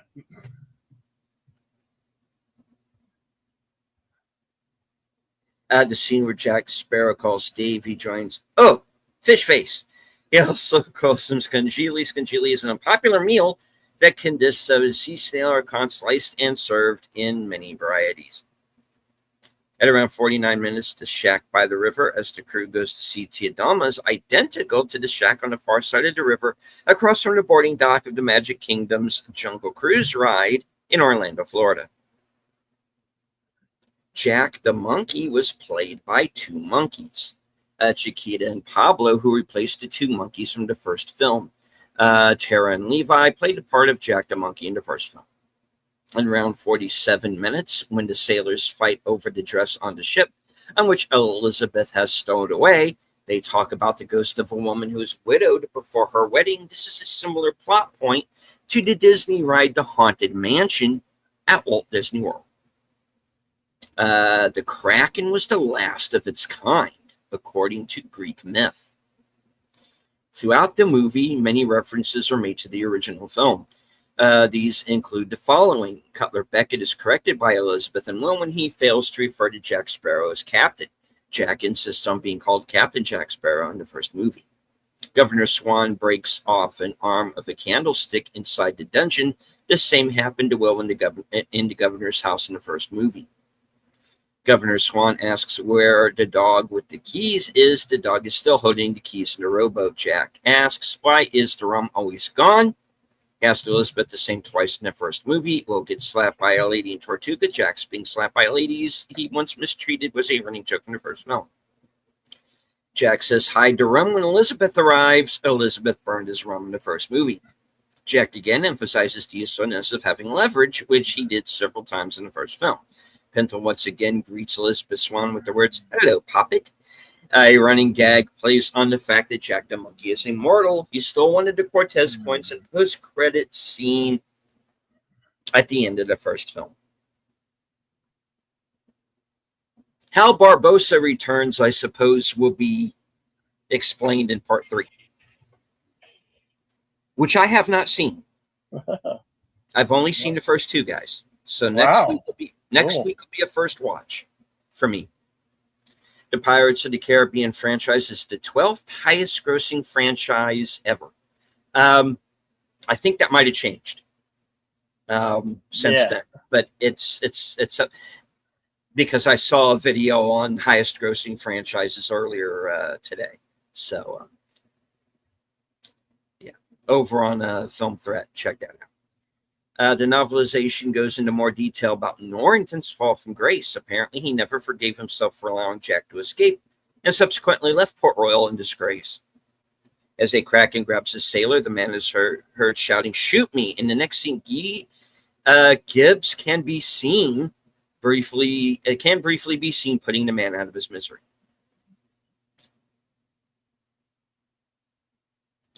Bill Nye later revealed that the Scottish sitcom Still Game in 2002 influenced his choice of accent stating. I had to find an accent no one else had.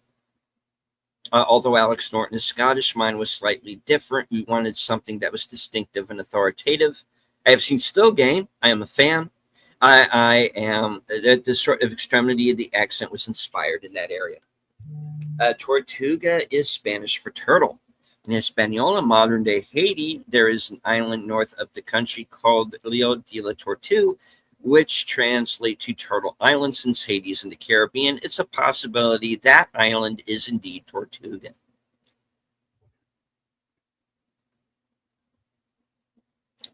Naomi Harris was also filming Miami Vice at the same time. All of her scenes as Tia Dalma were filmed in the Bahamas during the weekends. The third film in history to reach the $1 billion mark at the global box office after Titanic and The Lord of the Rings, The Return of the King. In an interview with CG Society, visual effects art director Aaron McBride revealed that when he was given the task of doing photoreal illustrations of Davy Jones, there was talk that Christopher Walken would play the role. Davy Jones had originally been designed with chin growths before the designers made the move to full-blown tentacles. His skin incorporates the texture of a coffee-stained styrofoam cup, among other elements. Filming on Grand Bahama Island was a tumultuous period, starting with the fact that the tank had not been actually finished. Hurricane season caused many pauses in shooting, and Hurricane Wilma damaged many of the access ways and pumps. Though no one was hurt, nor any of his ships destroyed. Initially, Stellan Skarsgård's prosthetics would be augmented with CGI, but that was abandoned.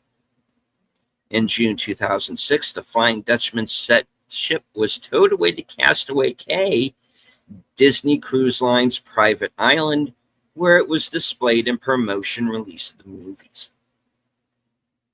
The pirate musical band that was playing in the end in Tortuga is also from the ride. Notice the one playing the accordion. Jack Sparrow has red and green beads in his beard braids and red and green rings on his left and right index fingers, respectively. Red is used to demark the left port side of a ship for navigation, and green for the right starboard side. In 2006, both Walt Disney World and Disneyland updated their rides to add the animatronics of Jack Barbossa, and who replaced the original Captain Durga Rents, and Davy Jones to coincide with the release of the film. Release prints were delivered to theaters with the fake title Rummy 2. Calypso was an ancient Greek goddess of the sea. Filmed in the Commonwealth of Dominica in 2005, producers, cast, and crew resided at Portsmouth Beach Hotel and Picard Beach cottages during filming. It was the largest production the island had hosted as of that year. Stellan Skarsgård was the bouillabaisse on set. Was denied a theatrical release in China due to its subjects involving ghosts, the supernatural, the afterlife, cannibalism, etc. Liar's Dice is available to play as a DVD special feature, like for Pirates of the Caribbean at World's End. The film premiered at Disneyland in California. The Edinburgh Trader is the HMS Bounty from Mutiny on the Bounty 1962, which later sank during Hurricane Sandy in 2012. This was Disney's highest grossing film until the release of Toy Story 3 in 2010. The large courthouse-sized clock being offloaded in Port Royal appears to be identical to the prop used in Back to the Future Part 3, 1990. Ian Glenn, Jim Broadbent, Richard E. Grant, and Ian McShane auditioned for the role of Davy Jones. McShane would go on later to portray Blackbeard in On Stranger Tides. According to the novelization for At World's End, the Flying Dutchman is the fastest ship on the ocean.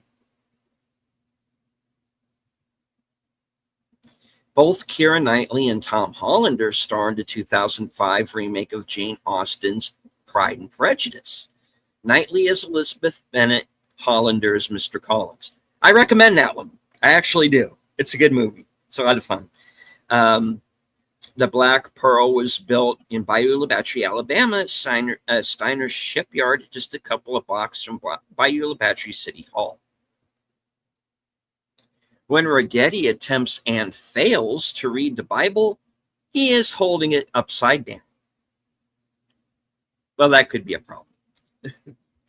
Weta Digital is responsible for the logo's final animated rendering, and Mark Mancino was hired to score a new composition of When You Wish Upon a Star. This was the first Disney film to use the new computer-generated Walt Disney Pictures production logo, which took a year for the studio to design. Bill Nye wore makeup around his eyes and mouth to splice into the computer-generated shots, but the images of his eyes and mouth were not used. The second Walt Disney Pictures film to be rated PG-13. Orlando Bloom and Bill Nye have both appeared in adaptations of Lord of the Rings. Bloom played Legolas in Peter Jackson's film, while Nye was the voice of Samwise Gamgee in the BBC radio version. Isla Cruces means crosses island in English. This film remained among the top 10 highest grossing films worldwide for nearly a decade until Frozen in 2013 dethroned it from the list in early 2014.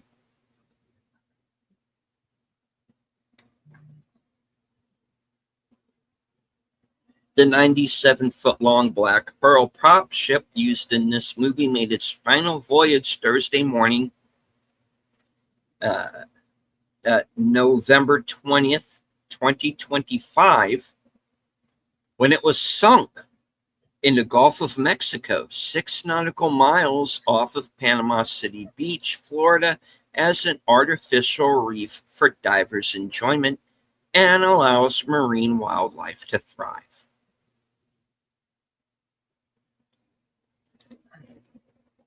The second sequel in history to gross over $400 million domestically after Shrek 2 in 2004. Isla de Muerte is Spanish for Island of Death or Death Island. Production was frequently delayed due to hurricane season. At several points in this film and Curse of the Black Pearl, Jack jokes about Will possibly being a eunuch. A eunuch was a man who had been castrated, testicles removed. Less said about that, the better. Prior to serving in certain capacities, typically being employed as a servant in a royal household, especially when serving as the personal servant of a queen or a princess. This was done to ensure that there would be no sexual relations between servants and royal family. It was also done because royal families wanted servants who had no familiar ties. Eunuchs were often seen as more loyal and trustworthy than other court officials because they lacked a desire to establish a family dynasty. While some cultures use castration as a form of punishment, sometimes this is getting gruesome. I'll skip that part. In many cases, becoming a eunuch was a voluntary choice in order to be employed in a high-paying or high-status position. I'll pass. Eunuchs are also found in some Christian groups like the Valse who practice. I'm not reading the rest of this. This is grim. Okay. Some cultures preferred eunuchs to serve as administrators, governmental, or history leaders. For example, eunuchs played significant roles in Chinese imperial courts for centuries, particularly during the Han, Tang, and Ming dynasties. They held administrative, military, and even political power. Eunuchs were common in many ancient civilizations, including Mesopotamia, Egypt, Greece, the Roman Empire, Imperial China, the Ottoman Empire, and India. Although following the British Empire's conquest of India, the practice was outlawed. Thank you, England. Rural Britannia. The good old days. British colonial policy. Sorry, India. British colonial policies in India actively. I do have people who listen to my channel in India. I want to clarify. I was trying to be nice to the British. I was not I was not saying I'm pro British colonialization of India. To me, it's history. That's all. I'm just reading what this says, guys. Where was I? British colonial policies in India actively sought to eliminate eunuchs and were seen as a third gender in Indian society by imprisoning anyone who performed the deed. The British viewed eunuchs with suspicion and mistrust as they did not fit to the British strict beliefs regarding gender roles. This led to eunuchs in the British Empire facing discrimination, mistrust, and ridicule, and movies by Dev Patel. Thank you and good night. No. Sorry. All right. The East India Trading Company was an entity that today would be called a PMC, private military contractor. The company was founded in 1600 and dissolved in 1874. For over 150 years, it was the largest, wealthiest, and most powerful corporation in the world. The company was formed to establish and regulate trade on the Indian subcontinent, although it eventually grew to be responsible for maintaining law and order and expanding and conquering additional territory in India, Eastern Asia, and certain areas of the Indian and Pacific Ocean in the name of the British Empire. The East India Company had its own private army and navy comprised of British citizens and Indian conscript called sepoys, at which various points in history was over twice the size of the British Army.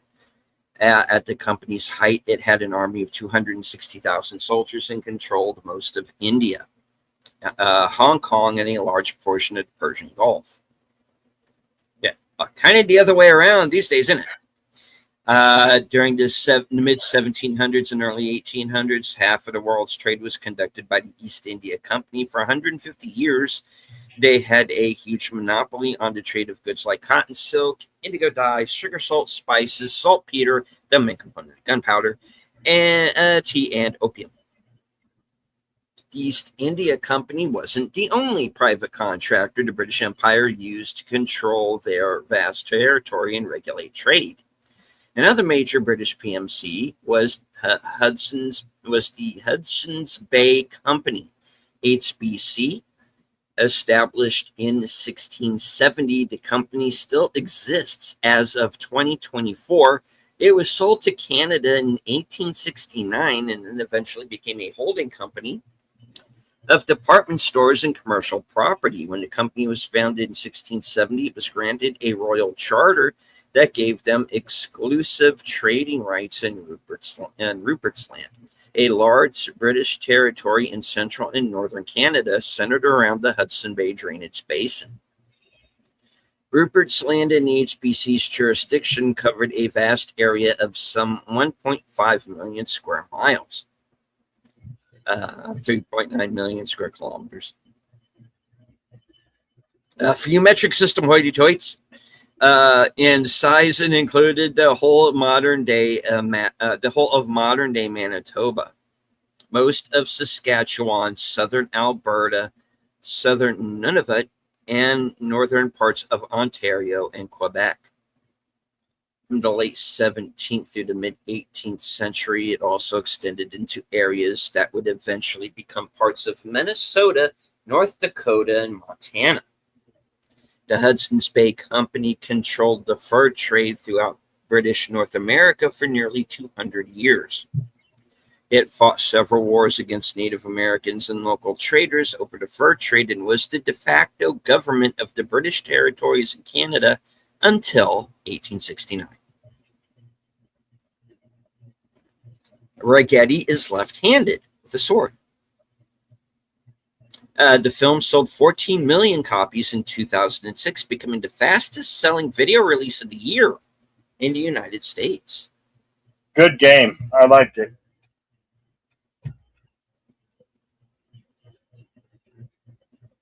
It was the third film, as we've said, after Titanic and Return of the King to gross over $1 billion at the global box office. While they made more than this movie during their respective initial releases, once later reissues of Titanic and Lord of the Rings trilogy are factored in, this could be seen as the highest grossing movie of all time to have been only issued into theaters in the standard 2D format and not in either IMAX and or 3D during or since its initial release. With Titanic being converted into 3D in 2012 and shown in theaters in IMAX in the years that followed. And Lord of the Rings was screened on IMAX for its 20th anniversary in 2021. Barbie in 2023 did, however, briefly beat this record, but was later reissued in IMAX theaters later that year. At around 56 minutes, the Black Pearl sails to an archipelago that matches the outline of Tiadama's crab claws.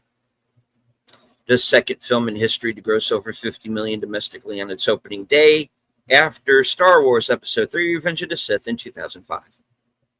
The Dutch audience awarded it with the TV Krant Film Poster Award of 2006. The website for the Pirates of the Caribbean franchise is DisneyPirates.com. The character of Lord Beckett is left-handed. It can be seen when he's signing the letter of marque. Tom Hollander and Keira Knightley, we've said that already. Bill Nye and Tom Hollander are both in About Time. In the Latin American dub, Spanish-Mexican actor Herman Robles did the voice of Davy Jones. He will reprise the character in That World's End. The opening scene was filmed in the Palos Verdes Peninsula, which is in Los Angeles County, California. The 206th live-action film produced by Disney. Second short appearance in a pirate movie for French comedian Georges Trellet. He appeared in Pirates in 1986. The Tortuga Tavern set was filmed on a Mediterranean square in a courtyard on the Universal Studios backlot that was used for the 12 Daggers Pirate Tavern that famous who wrote this down? I don't know. That's not even a sentence. I'm reading it like it says, guys. That was used for the 12 Daggers Pirate Tavern that the famous for the tavern bar brawl fight is known for. Proofread, people. That's all I ask.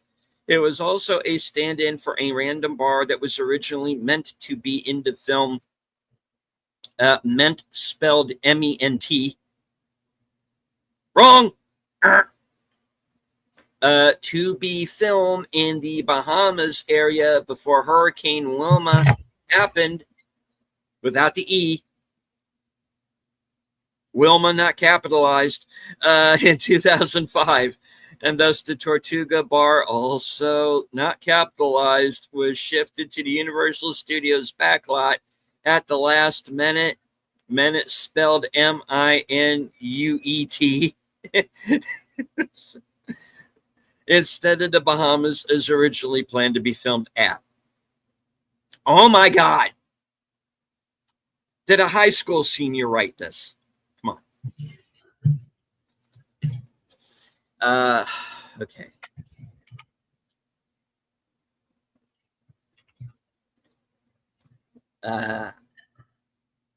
We've read this one, but this goes into a little bit more detail. The musical pirate band that was playing in the inn at Tortuga, notice the one playing the concertina, which is now called an accordion, is James S. Levine, who was with the music department for the movie. Okay. When the Flying Dutchman is submerging, Davy Jones is shown using some of his hair tentacles to hold his hat in place. 2 hours, 10 minutes. The scene where Elizabeth kisses Jack was actually left out of Orlando Bloom's script for a better reaction. At 2 hours and 20 minutes, for a dose of authenticity and the final twist at the end of the film, the actors were not told Prior to filming that Jeffrey Rush would be appearing in the movie, they were told before the scene was shot that the person coming down the stairs would be Anna Maria. The looks of surprise on their faces as Rusty sends are genuine. 52 minutes while in Tia Dalma's hut, Jack is seen handling a black cat with a large black feather in it. Those who know the first movie will recognize the hat as belonging to Barbossa. 51 minutes when Jack offers the monkey to Tia Dalma, she opens the cage, setting the monkey free. The monkey then runs off and starts playing with a pair of boots that are attached to a leg, presumably Captain Barbossa's. From his first appearance in the film, Bootstrap Bill incrementally grows more crustacean, and each time he appears in a new scene, a little more growth is apparent. The crew of the Flying Dutchman was originally conceived by the writers as ghosts, but Gore Verbinski disliked this idea. The idea was reused for the fifth film in the series, Dead Men Tell No Tales, in 2017. Rolling Stone Keith Richards was set to make a cameo appearance as the father of Captain Jack Sparrow, but Richards had to pull out of the project due to his commitment with the Rolling Stones World Tour. Johnny Depp had previously said that his performance as Jack Sparrow was based on Richards. Richards makes a cameo appearance in At World's End. 55 minutes when Jack Sparrow is at Tia Dalma's hut. There's a necklace on the table and Jack is stealing the ring. The picture on the necklace is the same image as that on the music box in Davy Jones's pipe organ, a hint to a major plot point in At World's End. At around 21 minutes, the black sailor who brings Will to the Cannibals Island speaks French when he refuses to go any further to make Will swim to the shore. What he says can be translated into, "There's no way I'm going. I'm telling you, it's too dangerous." And of course, he was right. The only film in the franchise where Jack has complete control on the Black Pearl.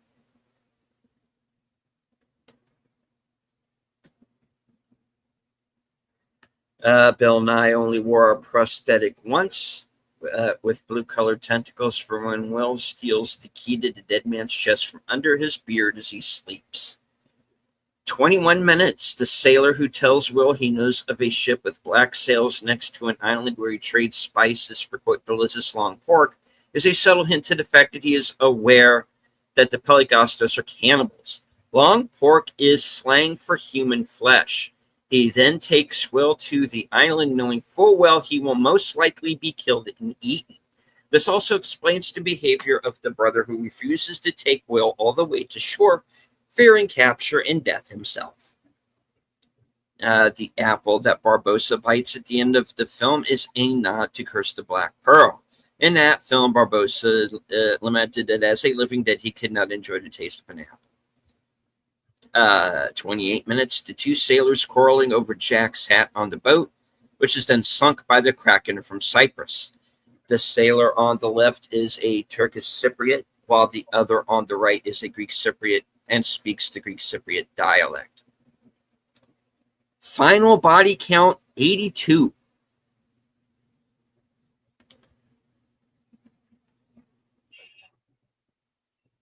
Yeah, this was a violent one, folks. Yeah. Jeffrey Rush is not credited, but his assistant, Stephen Che Young, is. The Wilhelm scream, heard when the Kraken attacks the Royal Navy ship after Will evacuates the crew. According to the novelization for At World's End, Elizabeth felt terribly guilty about leaving Jack to die at the hands of the Kraken at the climax, but she sensed he was proud of her pirate-like behavior, which you can tell he kind of is. In the novelization for At World's End, Elizabeth lost some respect for Norrington after he gave the heart of Davy Jones to Lord Beckett to regain his standing in the Navy, but he never stopped loving her despite her love of the pirate's life.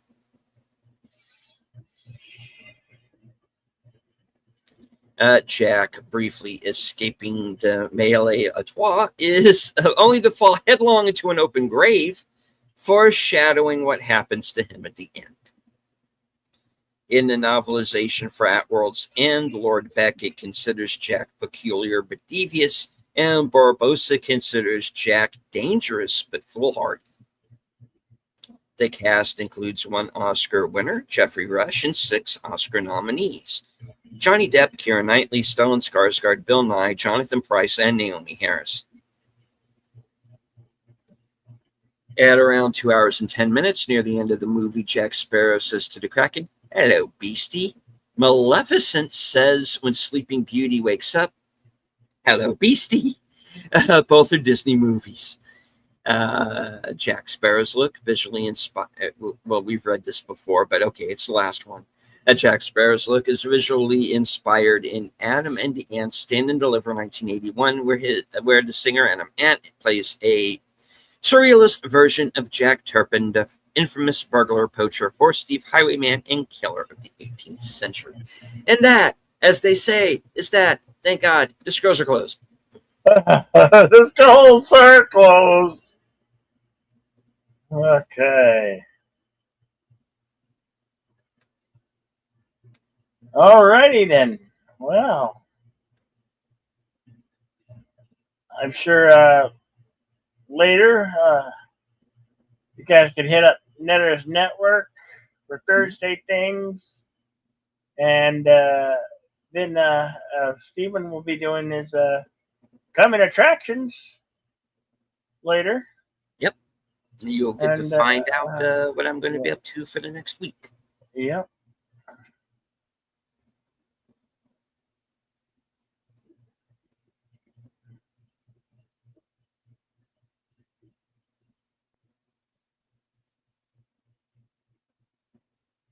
Until then, I want to thank everybody for being here. Very much appreciated. Do come back next week for the conclusion of the trilogy, Pirates of the Caribbean at World's End. All right. And I would like to thank everyone who joined us here today, both here on Cosme, and anybody who might have been lurking in the background. Perfectly fine. You do not have to engage with the chat, just as long as you enjoyed the show. Hit the like, share out the stream, say hello in the comments. And if you have any suggestions for films, let us know. And you might be able to do that in the future. And as I always say at the end of every cast, from age in all points north, southeast, and beyond, night. Take care, stay strong, be safe and healthy, because this is how we win.